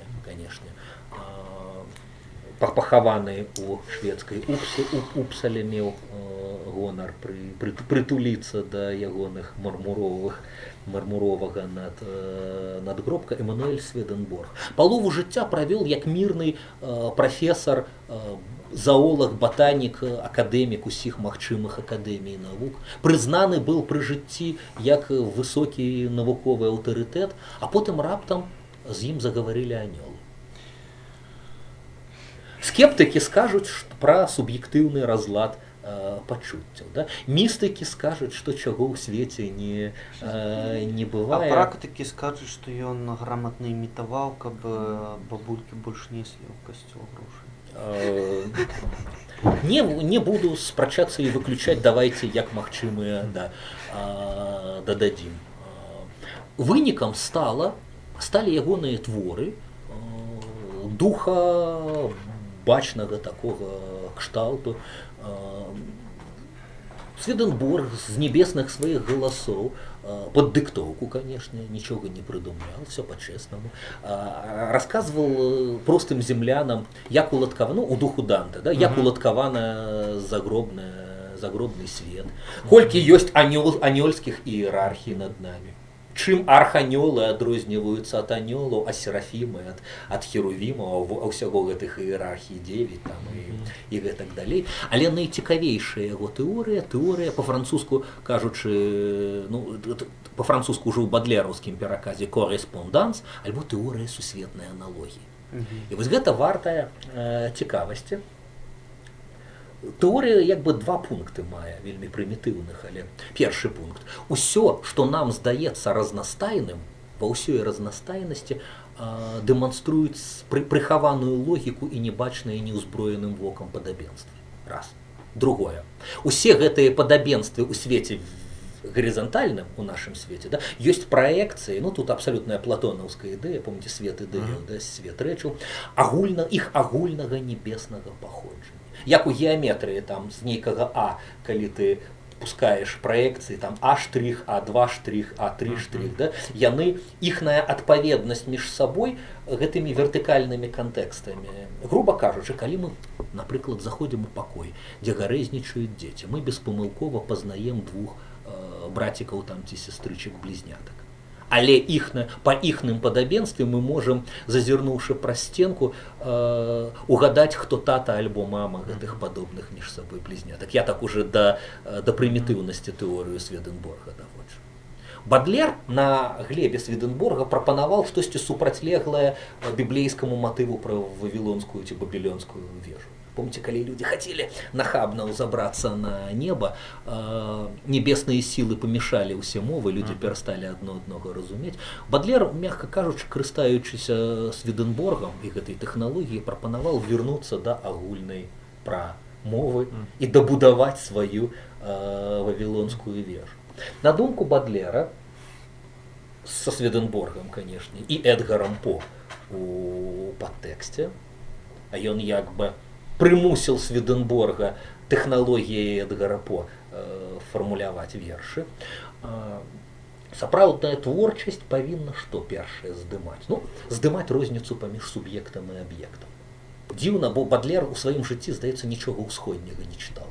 Ні пра Нірвану, ні пра Саторы, ні пра тое, што ў прынцыпе класны паэт японскі па гэтым жа прынцыпе хайку піша, ён сам гэты ровар вынайшаў. Сапраўдны верш ёсць вынікам разбурэння падзелу на суб'ект і аб'ект. Ты, які пазнаеш свет, зліваешся ў адно са светам, які ты пазнаеш. Гэта перадумова, гэты стан, да, перадумова для пісання. Але напісана мусіць быць так, што і ў чытача гэты стан зліяння суб'екту і аб'екту мусіць як бы паўтарацца. Раз. Другое. Зараз паспрабую. Бадлер абвесціў усе дадзеныя нашых пачуццяў, усё, што мы бачым праз вочы, праз вушы, праз на дотык, на смак, рознымі дыялектамі адной і той жа як бы прамовы. Суб'ектыўныя і аб'ектыўныя. Важна дакапацца да іх роднасці. Давайте вот зноў-такі даруйце, не чытайце тое, што мне крышачку сорамна, тое, што ў раздрукоўцы. Я вам зараз у папраўленай версіі гэта прачытаю, адпаведнікі. Прырода – мудрый храм. Чым заўважце, «Корреспонданс» гэта і адпаведнікі ў духу Сведенборга, суб'ектыўнае аб'ектыўнаму, земное небеснаму, але «Корреспонданс» па-французску гэта і схема метро. Груба кажучы, як з 3 перасадкамі да неба даехаць, да? Да Кастрычніцкай, там да Маладзёжнай і фліпнеш да касмапорта. Да? Прырода – мудрый храм, дзе таямнічых слоў ты чуеш водгулля ад кожнай калоны. Ідзеш пра сімвалу гушчар адушыўлёны, што сочыць за табой з увагаю сяброў. Заплюшчвайце вочы. Як рэха, што ў гарах, вяртаецца не ў тое ж. Як шэпты ў цішыні і ў цемраве агні, так водар, колер, гук у самай глыбіні зліваюцца ў адно і азначаюць тое ж. Ёсць водары, Один зеленый, можете до тексту вернуться. Зеленый быццам луг, солодкий як габой, як плод дзіцяці свежы, другі разбэшчаны, раскошай вабіць дух. І неасяжнага нам пашырае межы, так мускус, ладан, нарт, смак надаюць жыццю, шаленства, розуму, парывы, пачуццю. Тое, як Бадлер, што Бадлер, як наркаман, нюхал розныя моцныя эсэнцыі водараў, мускус, ладан, нарт, гэта як бы справа тэхнічная, ён проста кухню сваю прыадкрывае. Але давайте памедытуем над радочкамі. Ёсць водары, пахі, да? Один зеленый быццам дух. Салодкі, ну, Бадлер ужывае слово дух за неіменнем іншага, салодкі па тэмбры, да? як тэмбр габоя. Як плод дзіцяці свежы, зразумела на дотык. Як вам пах, які гучыць габоем, так адгукаецца па-зелёнаму і яшчэ як скура, толькі не валасінкамі там ці зморшчынамі ў дарослых людзей, да, вот як у дзіцяці. У прынцыпе, нармальны доктар уже выклікае хуткую дапамогу, называецца гэта ўсё сінестэзіяй, у прынцыпе у вар'ятаў гэтыя перагародкі паміж я глыбокі дилетант у гэтай сферы. Я запишу все равно. Але вось пачынаючы з Гофмана, з рамантыкаў, і да Бадлера, творцы спрабуюць некаторыя гэтыя штучкі змешваць і дабівацца ў чытача вось такіх пераходаў межаў, да, паміж дадзенымі адных пачуццяў і другіх. Што такім чынам мы як бы дасягаем? Бадлераўская, як бы зараз мы пару тэкстаў вам пакажу, як знішчаюцца межы паміж аб'ектам і суб'ектам. Канешне, Бадлер лічыцца самым такім, яго ў 57-м годзе, у годзе, калі кніжка выйшла, судзілі судом, прызналі амаральным, 6 вершаў выразалі з кніжкай, аштрафавалі і яго, і выдаўца. Да 1949 года прысуд у амаральнасці пратрымаўся, праз 100 гадоў рэабілітавалі. Ён бы пераходзіў, канешне, межы прыстойнасці, альбо, скажем так, ствараў іншую сістэму адліку ў прыгажосці, мешчанскія нейкія стэрэатыпы разбураючы. Ён як бы агульна вядома, што ён як бы мучыў сваімі вершамі некалькі жанчын, найбольш пацярпела мулатка Жанна Дюваль, легендарная. Але вось тут феміністкі бы устрывожыліся і сказалі, што ў прынцыпе, гледзячы, што Бадлер робіць з эратычнай паэзіі, жанчына перастае ў яго быць мэтай, а робіцца сродкам чагосьці яшчэ. І гэта настолькі відавочна. Бадлер, напрыклад, апісвае любоўныя экстазы, а з найбольшай цікавасцю ксяндзы царквы гэта чытаюць. Прычым гэта гаворыць не пра ўнутраную латэнтную распушчанасць змучаных цэлібатам ксяндзоў. Пра гэта таксама можа гаварыць, але зараз не пра тое. Пра тое, што Бадлер як бы праходзіць жанчыну наскрозь і шукае як бы містычнага вымярэння. Глядзіце, куды жанчына можа павесці. Напрыклад, дадзеныя вачэй. Адзін з першых у 19 стагоддзі вершаў стрыптызаў, танец змеі, ён ёсць на вашай раздрукоўцы. Але ж гэта як у анекдоце. Пра прайсы ў бардэля. Сустрэча як бы з дамай 100 франкаў, анекдот той эпохі, калі яшчэ франкі. Падгляданне за сустрэчай з дамай 200 франкаў, падгляданне за падглядальнікам 300 франкаў. Бадлер дае нам вось гэтыя выкшталцоны. Ён нам паказвае не танец прыгажуня, а тое, што ў ягоным мозгу пад уражаннем гэтага танцу робіцца. І як бы і праводзячы вось такую сведенборгаўскую паралель паміж тым, што робіць для яго прыгажуня, і тым, што робіцца з ім, дзе ён прыпамінае, дзе ён асацыюе, дзе ён гэта ўсё, ён кудысьці там вот вверх цягне сваю асацыяцыю да тых рэчаў, якія сфармуляваць нельга, але можна як бы намікнуць, да? Можна падвесці чытача да таго трампліну фантазіі, дзе, груба кажучы, смерць робіцца не страшнай і намёк на нейкую вечнасць. Да ну, давайте ноткі. У ідэале можна было б пагугліце два словасполучэння. Па-французску «Бау де Лаïre» Бадлер з іменем Сержа Гінзбура. Вы гэтую песеньку ў арыгінале пачуеце з яшчэ добрай французскай мелодыі. Глядзеў бы на любае цела, п'янеў ад красы, каб Скура твоя зихотела, твои волосы ахутвали пахом солодким и горким, як дым. У моры духмяным, зіхоткім, блакітным, рудым, як ветер, што ранней парою у ветразе б'е. Душу мою клічуць памрою, небёсы твае, не слодычы, ані гаркоты ў вачэй глыбіні. Адно серабро і пазалота ў халоднай гульні, рытмічныя звівы такія і постаць твая, чаруюць, нібыта лякія танцуе змея, у рухах пагойдванне колу, пустынь шырыня, ля нотна ківаецца голаў, нібы сланіня. Ты, бездань, што ў буры звярэе і б'е ў карабель. Углыб панураючы рэі, нібыта ў купель. Ад хваляў няма паратунку, у лядовую таль. Цячэ плынь твайго пацалунку, шляхетны крышталь, нібы пераможны і горкі, багемскі напой, што ў сэрцы запальвае зоркі, завецца табой. Гэта як бы візуальна. Глядзіце, што робіцца, як той самай прамовы, прамовы, да?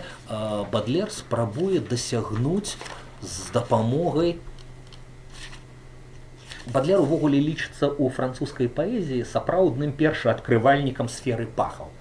Пагадзіцеся, каляровая мова у нас вельмі багатая. Мы маем сотні словаў для разрознення нюансаў колеру. У мастакоў досыць шырокая. Да? З гукамі ўжо цяжэй. Адразу ў разы гэта памяншаецца. І калі мы спрабуем апісаць пахі, то лексіка амаль пасуе. Да? Што робяць парфюмеры звычайна? Яны карыстаюцца аналогіямі. Яны пахі пачынаюць праз аналогію з колерамі, праз аналогію з гукамі. Калі мяне ў нейкім аэрапорце паймала шведская прадаўчыня у дьюти-фри парфюмерным і параіла мне набыць навінку парфумы з пахам такім тонкім, як пахне свежа выцягнутая з дна чарупінка, ракавінка, але не ў спёку, а зранку, калі першае праменне, калі яна пачынае сохнуць у першым праменні ранішняга сонца. Я зразумеў, што да, мы на бадлераўскай тэрыторыі. Вось жыля... Не, у Стокгольме со мной адбывалася, на радзіме Сведенборга, ўсё супадае. Верш, які называецца «Ля шевелюр», тут, по-моему, я не выдрукал яго, але паверце, як бы на слых. Тут две як бы фішкі. Бадлер у кожнай страфе шукае новых і новых сінонімаў для валасоў і новымі словамі, не паўтараючы іх называнні. Это сказал бы лексікограф. Які-небудзь пракурор на судзе сказал бы, што ў кожнай страфе ён шукае новых і новых валасоў і не абмяжоўваецца пурытанскімі ўяўленнямі пра тое, што такое шевелюра. Я спрабаваў і тое, і другое адлюстраваць пасільна ў гэтым тэксце. У локанаў каскад, што падае на спіну, опекнага руна найчараўнейшы пах. Крануся іх красы, як водарнай хусціны, і прыцемны алькоў прасякнуць успаміны, схаваныя ў тваіх духмяных валасах. І спёка Афрыкі, і ўсе аздобы ўсходу, амаль забыты свет у новым харастве, знячэўку паўстае, падняўшыся са споду. Як людзі ў музыцы шукаюць асалоду, мой дух нібы ў вадзе, у водары плыве. Там, у паўдзённы сквар, мурыны і матросы між волатавых дрэў знаходзяць пэўны схол. Праз чорныя акеаны ўсе яго дзівосы вядуць мяне твае прываблівыя косы ў краіну ветразяў і мачт і маракоў. П'е водары душа, і колеры, і гукі, з крыніцаў усяго, што будзе і было. У залатой смузе, без вонкавай прынукі, вандроўны карабель нібыта цягне рукі, спрабуючы абняць спрадвечнае святло. Нырец у кудзеры, вандроўнік па каханцы. Я так і не сягну дна гэтай глыбіні, і твой марудны рух пазнаю па гайданцы, ліно таплённае, каб розумам выгнанца нарэшце зразумець. Вось дом твой пачні. О, пасмы, вы, шацёр блакітнага сутоння. Вы цягнеце дазор і вабіце далей. Ледзь пухкіх павіткаў крануліся далоні. Я занураюся ў пахучае прадонне, у мускус, у смалу і какосавы алей.